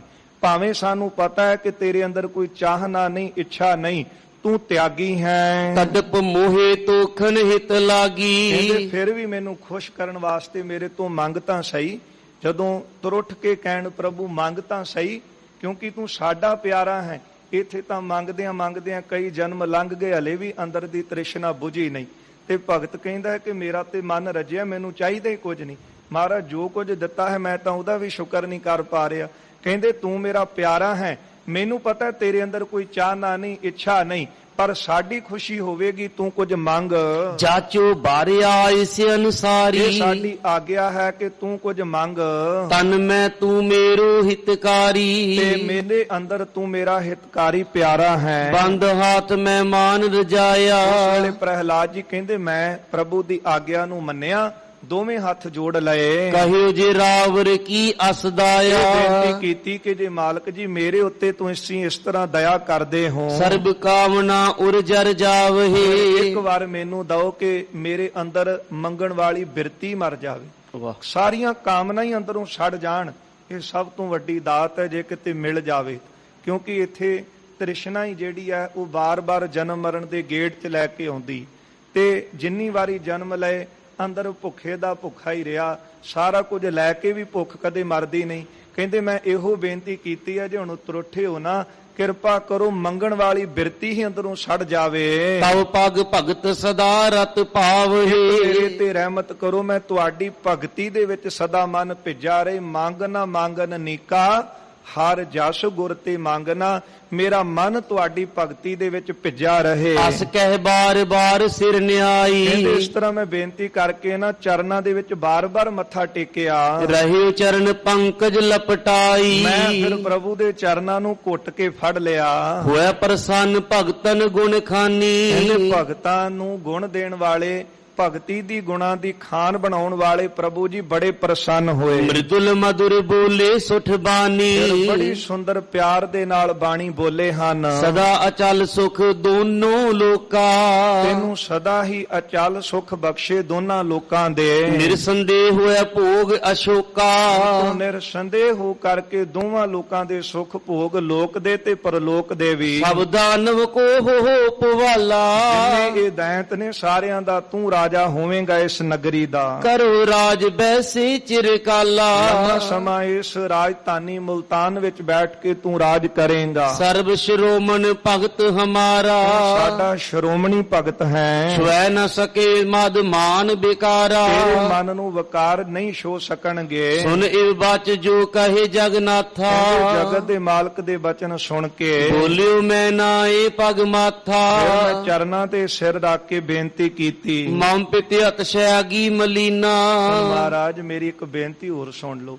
ਮੇਰਾ ਜਿਹੜਾ ਪਿਤਾ ਸੀ ਨਾ ਹਰਨਾਕਸ਼, ਉਹ ਮੰਨਿਆ ਉਹਦੀ ਬਿਰਤੀ ਮੈਲੀ ਸੀ, ਉਹਦੀ ਬਿਰਤੀ ਜਿਹੜੀ ਉਹ ਬੁਰੀ ਸੀ। ਨਿੰਦਕ ਹੋਏ ਦਰੋਹ ਤੁਮ ਕੀਨਾ। ਨਿੰਦਕ ਹੋ ਕੇ ਤੁਹਾਡੇ ਨਾਲ ਬਹੁਤ ਦਰੋਹ ਕੀਤਾ ਹੈ, ਬਹੁਤ ਪਾਪ ਕਮਾਇਆ ਹੈ। ਦੀਨ ਦਇਆਲ ਇਸ ਕੀ ਗਤ ਕੀਜੈ। ਦੀਨਾ ਉੱਤੇ ਦਇਆ ਕਰਨ ਵਾਲੇ ਪ੍ਰਭੂ ਜੀ ਹੁਣ ਇੱਕ ਕਿਰਪਾ ਹੋਰ ਕਰ ਦਓ। ਜੇ ਕਰਨ ਹੀ ਲੱਗੇ ਹੋ ਨਾ ਤੇ ਮੇਰੇ ਪਿਤਾ ਦੀ ਗਤ ਕਲਿਆਣ ਕਰ ਦਿਓ। ਵਾਹਿਗੁਰੂ। ਮੈਂ ਇਹਨਾਂ ਘਰ ਮੈਨੂੰ ਤੁਸੀਂ ਭੇਜਿਆ ਹੈ, ਭਾਵੇਂ ਮੇਰਾ ਇਹਨਾਂ ਘਰ ਜਨਮ ਹੋਇਆ ਹੈ। ਇਹ ਹੈ ਮਾਲਕ ਦੀ ਲੀਲਾ ਕਿ ਜਦੋਂ ਉਹ ਤੁਰਠਣ ਕਿਰਪਾ ਕਰਨ ਤੇ ਫਿਰ ਕੌਡੇ ਰਾਖਸ਼ ਵਰਗੇ ਨੂੰ ਵੀ ਸੰਤ ਬਣਾ ਦੇਣ। ਹੈ ਤਾਂ ਸਾਰੀ ਸ੍ਰਿਸ਼ਟੀ ਤੁਹਾਡੀ ਆਪਣੀ ਨਾ, ਸਰੂਪ ਤੁਹਾਡਾ ਆਪਣਾ ਹੀ ਹੈ। ਇਹ ਸਰਗੁਣ ਸਰੂਪ ਧਾਰਨ ਕੀਤਾ ਹੈ, ਵੱਡਾ ਵਿਸਥਾਰ ਕੀਤਾ ਹੈ। ਮਹਾਰਾਜ ਦੇ ਬਚਨ ਜਿਹੜੇ ਬਾਣੀ ਅੰਦਰ ਪੜ੍ਹਦੇ ਹਾਂ ਕਿ ਮਹਾਰਾਜ ਸਰੂਪ ਹੀ ਸਾਰਾ ਤੁਹਾਡਾ ਹੈ। ਬੁਰਾ ਨਹੀਂ ਸਭ ਭਲਾ ਹੀ ਹੈ ਰੇ, ਹਾਰ ਨਹੀਂ ਸਭ ਜਿੱਤ ਹੈ। ਸਾਰਾ ਕੁਝ ਭਲਾ ਹੀ ਭਲਾ ਹੈ। ਭਗਤ ਪ੍ਰਹਿਲਾਦ ਜੀ ਕਹਿਣ ਲੱਗੇ ਇੱਕ ਕਿਰਪਾ ਹੁਣ ਹੋਰ ਕਰੋ। ਭਾਵੇਂ ਉਹ ਨਿੰਦਕ ਸੀ, ਭਾਵੇਂ ਉਹ ਤੁਹਾਡੀ ਨਿੰਦਿਆ ਕਰਦਾ ਰਿਹਾ, ਪਾਪ ਕਰਦਾ ਰਿਹਾ, ਉਹਦੀ ਬਿਰਤੀ ਮਲੀਨ ਸੀ। ਕਿਰਪਾ ਕਰਕੇ ਹੁਣ ਉਹਦੀ ਗਤ ਕਰ ਦੋ, ਕਲਿਆਣ ਕਰ ਦੋ, ਉਹਨੂੰ ਬਖਸ਼ ਦੋ। ਸਭ ਅਪਰਾਧ ਬਖਸ਼ ਕਰ ਦੀਜੈ, ਮਹਾਰਾਜ ਉਹਦੇ ਸਾਰੇ ਅਪਰਾਧ ਕਿਰਪਾ ਕਰਕੇ ਬਖਸ਼ ਦੋ। ਤੁਮ ਸੋ ਕੀਨ ਵਿਰੋਧ ਮਲੀਨੇ, ਉਹਨੇ ਮਲੀਨ ਬਿਰਤੀ ਦੇ ਨਾਲ ਤੁਹਾਡਾ ਬਹੁਤ ਵਿਰੋਧ ਕੀਤਾ ਹੈ। ਕਹੇ ਕੋ ਬਚਨ ਕੁਟਲ ਮਤ ਹੀਨੇ, ਮਤਹੀਣੀ ਸੀ, ਛੋਟੀ ਸੀ, ਤਾਈਓ ਬਹੁਤ ਕੁਟਲ ਟੇਢੇ ਬਚਨ ਕੀਤੇ ਨੇ। ਸਭ ਔਗਣ ਮੈਂ ਪੂਰਨ ਪਾਪੀ, ਮਹਾਰਾਜ ਸਾਰੇ ਔਗਣ ਸਨ, ਮੈਨੂੰ ਪਤਾ ਹੈ ਪਿਤਾ ਵਿੱਚ ਉਹ ਬਹੁਤ ਪਾਪੀ ਸੀ। ਬਿਨਾ ਕਾਜ ਜਗ ਜੀਵ ਸੰਤਾਪੀ, ਤੇ ਬਿਨਾਂ ਕੰਮ ਤੋਂ ਹੀ ਜਗਤ ਦੇ ਜੀਵਾਂ ਨੂੰ ਦੁੱਖ ਦਿੰਦਾ ਸੀ। ਤੁਮਰੋ ਜਗ ਮੈਂ ਬਿਰਧਿਮ ਸੁਹਾਵਨ, ਪਰ ਮਹਾਰਾਜ ਤੁਹਾਡਾ ਇਹ ਐਸਾ ਬਿਰਧ ਹੈ ਸ਼ੋਭਨੀਕ ਸੁੰਦਰ। ਦੀਨ ਨਿਵਾਜ ਪਤਿਤ ਕੇ ਪਾਵਨ, ਆਪ ਜੀ ਨੂੰ ਤਾਂ ਪਤਿਤ ਪਾਵਨ ਕਹਿੰਦੇ ਨੇ ਨਾ। ਤੇ ਭਾਈ ਗੁਰਦਾਸ ਜੀ ਨੇ ਵੀ ਲਿਖਿਆ ਹੈ ਕਿ ਸਤਿਗੁਰੂ ਅਸੀਂ ਜਦੋਂ ਦੇਖਦੇ ਹਾਂ ਕਿ ਅਸੀਂ ਇੰਨੇ ਪਾਪੀ ਹਾਂ ਤੇ ਸਾਡਾ ਮਨ ਡਰ ਜਾਂਦਾ ਹੈ, ਪਰ ਜਦ ਸੁਣਦੇ ਆ ਨਾ ਐਸੀਆਂ ਸਾਖੀਆਂ ਕਿ ਤੁਸੀਂ ਪਤਿਤਾਂ ਦਾ ਵੀ ਉਧਾਰ ਕਰ ਦਿੰਦੇ ਹੋ, ਤੇ ਫਿਰ ਮੈਂ ਸੋਚਦਾ ਮੈਂ ਉਹਨਾਂ ਦੀ ਲਾਈਨ 'ਚ ਤਾਂ ਆ ਜਾਣਾ, ਤੇਰੇ ਚਰਨਾਂ ਵਿੱਚ ਮੈਂ ਤਰਲਾ ਮਾਰਦਾ ਕਿ ਮੈਂ ਪਾਪੀ ਹਾਂ, ਕਿਰਪਾ ਕਰਕੇ ਮੇਰਾ ਵੀ ਉਧਾਰ ਕਰ ਦੇ। ਭਗਤ ਪ੍ਰਹਿਲਾਦ ਜੀ ਕਹਿੰਦੇ ਉਹ ਪਾਪੀ ਸੀ, ਭਾਵੇਂ ਉਹਦੀ ਮੱਤ ਨੀਵੀਂ ਸੀ, ਪਰ ਤੁਹਾਡਾ ਵੀ ਤਾਂ ਬਿਰਧ ਹੈ, ਸੁਭਾਅ ਹੈ ਨਾ ਕਿ ਤੁਸੀਂ ਪਤਿਤਾਂ ਦਾ ਉਧਾਰ ਕਰ ਦਿੰਦੇ ਹੋ, ਉਹਨਾਂ ਨੂੰ ਵੀ ਪਾਵਨ ਕਰ ਦਿੰਦੇ ਹੋ। ਸ਼ਿਮਾ ਤਾਰ ਦੀਜੈ ਤਿਹ ਮੋਖਾ, ਮਹਾਰਾਜ ਹੁਣ ਖਿਮਾ ਕਰੋ ਤੇ ਉਹਨੂੰ ਵੀ ਮੁਕਤ ਕਰ ਦੋ ਨਾਲ ਹੀ। ਏਕ ਨ ਗੁਨੀਏ ਮਨ ਮੈਂ ਦੁਖਾ, ਆਪਣੇ ਮਨ ਵਿੱਚ ਇੱਕ ਵੀ ਦੋਸ਼ ਉਹਦਾ ਨਾ ਗਿਣਿਓ ਜੇ। ਸ੍ਰੀ ਨਰਸਿੰਘ ਕਿਰਪਾ ਰਸ ਪੀਨੇ, ਨਰਸਿੰਘ ਜੀ ਬਹੁਤੀ ਕਿਰਪਾ ਦੇ ਰਸ ਦੇ ਨਾਲ ਭਰੇ ਸਨ। ਬੋਲੇ ਬਿਕਸਤ ਬਚਨ ਪ੍ਰਬੀਨੇ, ਕੇ ਬੜੇ ਸੁੰਦਰ ਉਹਨਾਂ ਨੇ ਬਚਨ ਕੀਤੇ। ਜੇ ਕੁਲ ਜਨਮਿਓ ਤੂੰ ਮਮ ਦਾਸਾ, ਪ੍ਰਹਿਲਾਦ ਤੂੰ ਸਾਡਾ ਦਾਸ ਹੈ ਨਾ, ਜਿਨ੍ਹਾਂ ਦੀ ਕੁਲ ਵਿੱਚ ਤੂੰ ਜਨਮਿਆ ਹੈ। ਭਗਤ ਕੀਨ ਦ੍ਰਿੜ ਲਖਿਓ ਨਾ ਤਰਾਸਾ, ਭਗਤੀ ਕੀਤੀ ਹੈ, ਕਿਸੇ ਦਾ ਭੈ ਨਹੀਂ ਮੰਨਿਆ। ਕੋ ਸੰਦੇਹ ਤੇ ਪਿਤਗਤ ਕਾਰੇ, ਕਾਹਦੇ ਵਾਸਤੇ ਤੂੰ ਮਨ 'ਚ ਸ਼ੰਕਾ ਕੀਤਾ ਹੈ ਕਿ ਤੇਰੀ ਪਿਤਾ ਦੀ ਗਤੀ ਨਹੀਂ ਹੋਵੇਗੀ, ਉਹਦਾ ਕਲਿਆਣ ਨਹੀਂ ਹੋਵੇਗਾ। ਜਗ ਸਾਗਰ ਕੁਲ 21 ਤਾਰੇ, ਆਖੋ ਪਿਆਰ ਨਾਲ ਸਤਨਾਮ ਸ੍ਰੀ ਵਾਹਿਗੁਰੂ। ਮਹਾਰਾਜ ਕਹਿਣ ਲੱਗੇ ਜਿਹੜਾ ਭਗਤੀ ਕਰਨ ਵਾਲਾ ਭਗਤ ਹੈ ਉਹਦੀਆਂ ਤਾਂ 21 ਕੁਲਾਂ ਤਰਦੀਆਂ ਨੇ, ਤੇ ਤੂੰ ਕਿਉਂ ਮਨ ਵਿੱਚ ਸ਼ੰਕਾ ਰੱਖੀ ਹੈ ਕਿ ਤੇਰੇ ਪਿਤਾ ਦੀ ਕਲਿਆਣ ਨਹੀਂ ਹੋਣੀ। ਸੰਗਤ ਜੀ ਭਗਤ ਪ੍ਰਹਿਲਾਦ ਜੀ ਦੀ ਬੇਨਤੀ ਨੂੰ ਸੁਣ ਕੇ ਉਹਨਾਂ ਕਿਹਾ ਇਸੇ ਤਰ੍ਹਾਂ ਹੀ ਹੋਵੇਗਾ। ਫਿਰ ਜਿਹੜਾ ਸਰੂਪ ਸੀ ਉਹ ਸ਼ਾਂਤ ਕੀਤਾ ਹੈ। ਫਿਰ ਜਿਸ ਤਰ੍ਹਾਂ ਸਾਰੇ ਭਗਤਾਂ ਦੇ ਵਿੱਚ ਪ੍ਰਸੰਨਤਾ ਹੋਈ, ਭਗਤ ਜੀ ਨੂੰ ਅਚਲ ਰਾਜ ਦਿੱਤਾ, ਲੋਕ ਦਾ ਵੀ ਤੇ ਉੱਥੇ ਪਰਲੋਕ ਵਿੱਚ ਵੀ, ਜਿੱਥੇ ਇਹਨਾਂ ਨੇ ਸਾਰੀ ਵਿਥਿਆ ਭਾਈ ਬਾਲਾ ਜੀ ਨੂੰ ਸੁਣਾਈ। ਭਾਈ ਬਾਲਾ ਜੀ ਧੰਨ ਗੁਰੂ ਅੰਗਦ ਦੇਵ ਸਾਹਿਬ ਜੀ ਨੂੰ ਸੁਣਾ ਰਹੇ ਹਨ, ਤੇ ਉਹ ਕਥਾ ਆਪਾਂ ਸਾਰੇ ਬੈਠ ਕੇ ਇੱਥੇ ਪੜ੍ਹ ਸੁਣ ਰਹੇ ਹਾਂ। ਸਤਿਗੁਰੂ ਕਿਰਪਾ ਕਰਨ, ਰਹਿਮਤ ਕਰਨ, ਸਾਰਿਆਂ ਦੀ ਹਾਜ਼ਰੀਆਂ ਦਰ ਤੇ ਪ੍ਰਵਾਨ ਕਰਨ। ਜਿਸ ਤਰ੍ਹਾਂ ਸਤਿਗੁਰੂ ਜੀ ਇੱਥੋਂ ਮਹਾਰਾਜ ਅੱਗੇ ਜਾਣਗੇ, ਧਰੂ ਜੀ ਦਾ ਅਸਥਾਨ ਹੈ, ਉਹ ਪ੍ਰਸੰਗ ਅੱਗੇ ਆਵੇਗਾ। ਉਸ ਤੋਂ ਬਾਅਦ ਸਤਿਗੁਰੂ ਸੱਚਖੰਡ ਪਹੁੰਚਣਗੇ। ਇਹ ਪ੍ਰਸੰਗ ਆਉਂਦੇ ਦੀਵਾਨਾਂ ਵਿੱਚ ਸਰਵਣ ਕਰਾਂਗੇ। ਭੁੱਲਾਂ ਚੁੱਕਾਂ ਦੀ ਖਿਮਾ ਕਰਨੀ, ਅਸੀਸ ਦੇਣੀ। ਸੋ ਆਓ ਦੋ ਪੰਕਤੀਆਂ ਸਰਵਣ ਕਰੀਏ। ਇੱਥੇ ਸਮਾਪਤੀ ਹੈ ਜੀ। ਜੇ ਕੁਲ ਜਨਮਿਓ ਤੂੰ ਮਮ ਦਾਸਾ, ਭਗਤ ਕੀਨ ਦ੍ਰਿੜ ਲਖਿਓ ਨ ਤਰਾਸਾ, ਕੋ ਸੰਦੇਹ ਤੇ ਪਿਤਗਤ ਕਾਰੇ, ਜਗ ਸਾਗਰ ਕੁਲ 21 ਤਾਰੇ। ਵਾਹਿਗੁਰੂ ਜੀ ਕਾ ਖਾਲਸਾ, ਵਾਹਿਗੁਰੂ ਜੀ ਕੀ ਫਤਿਹ।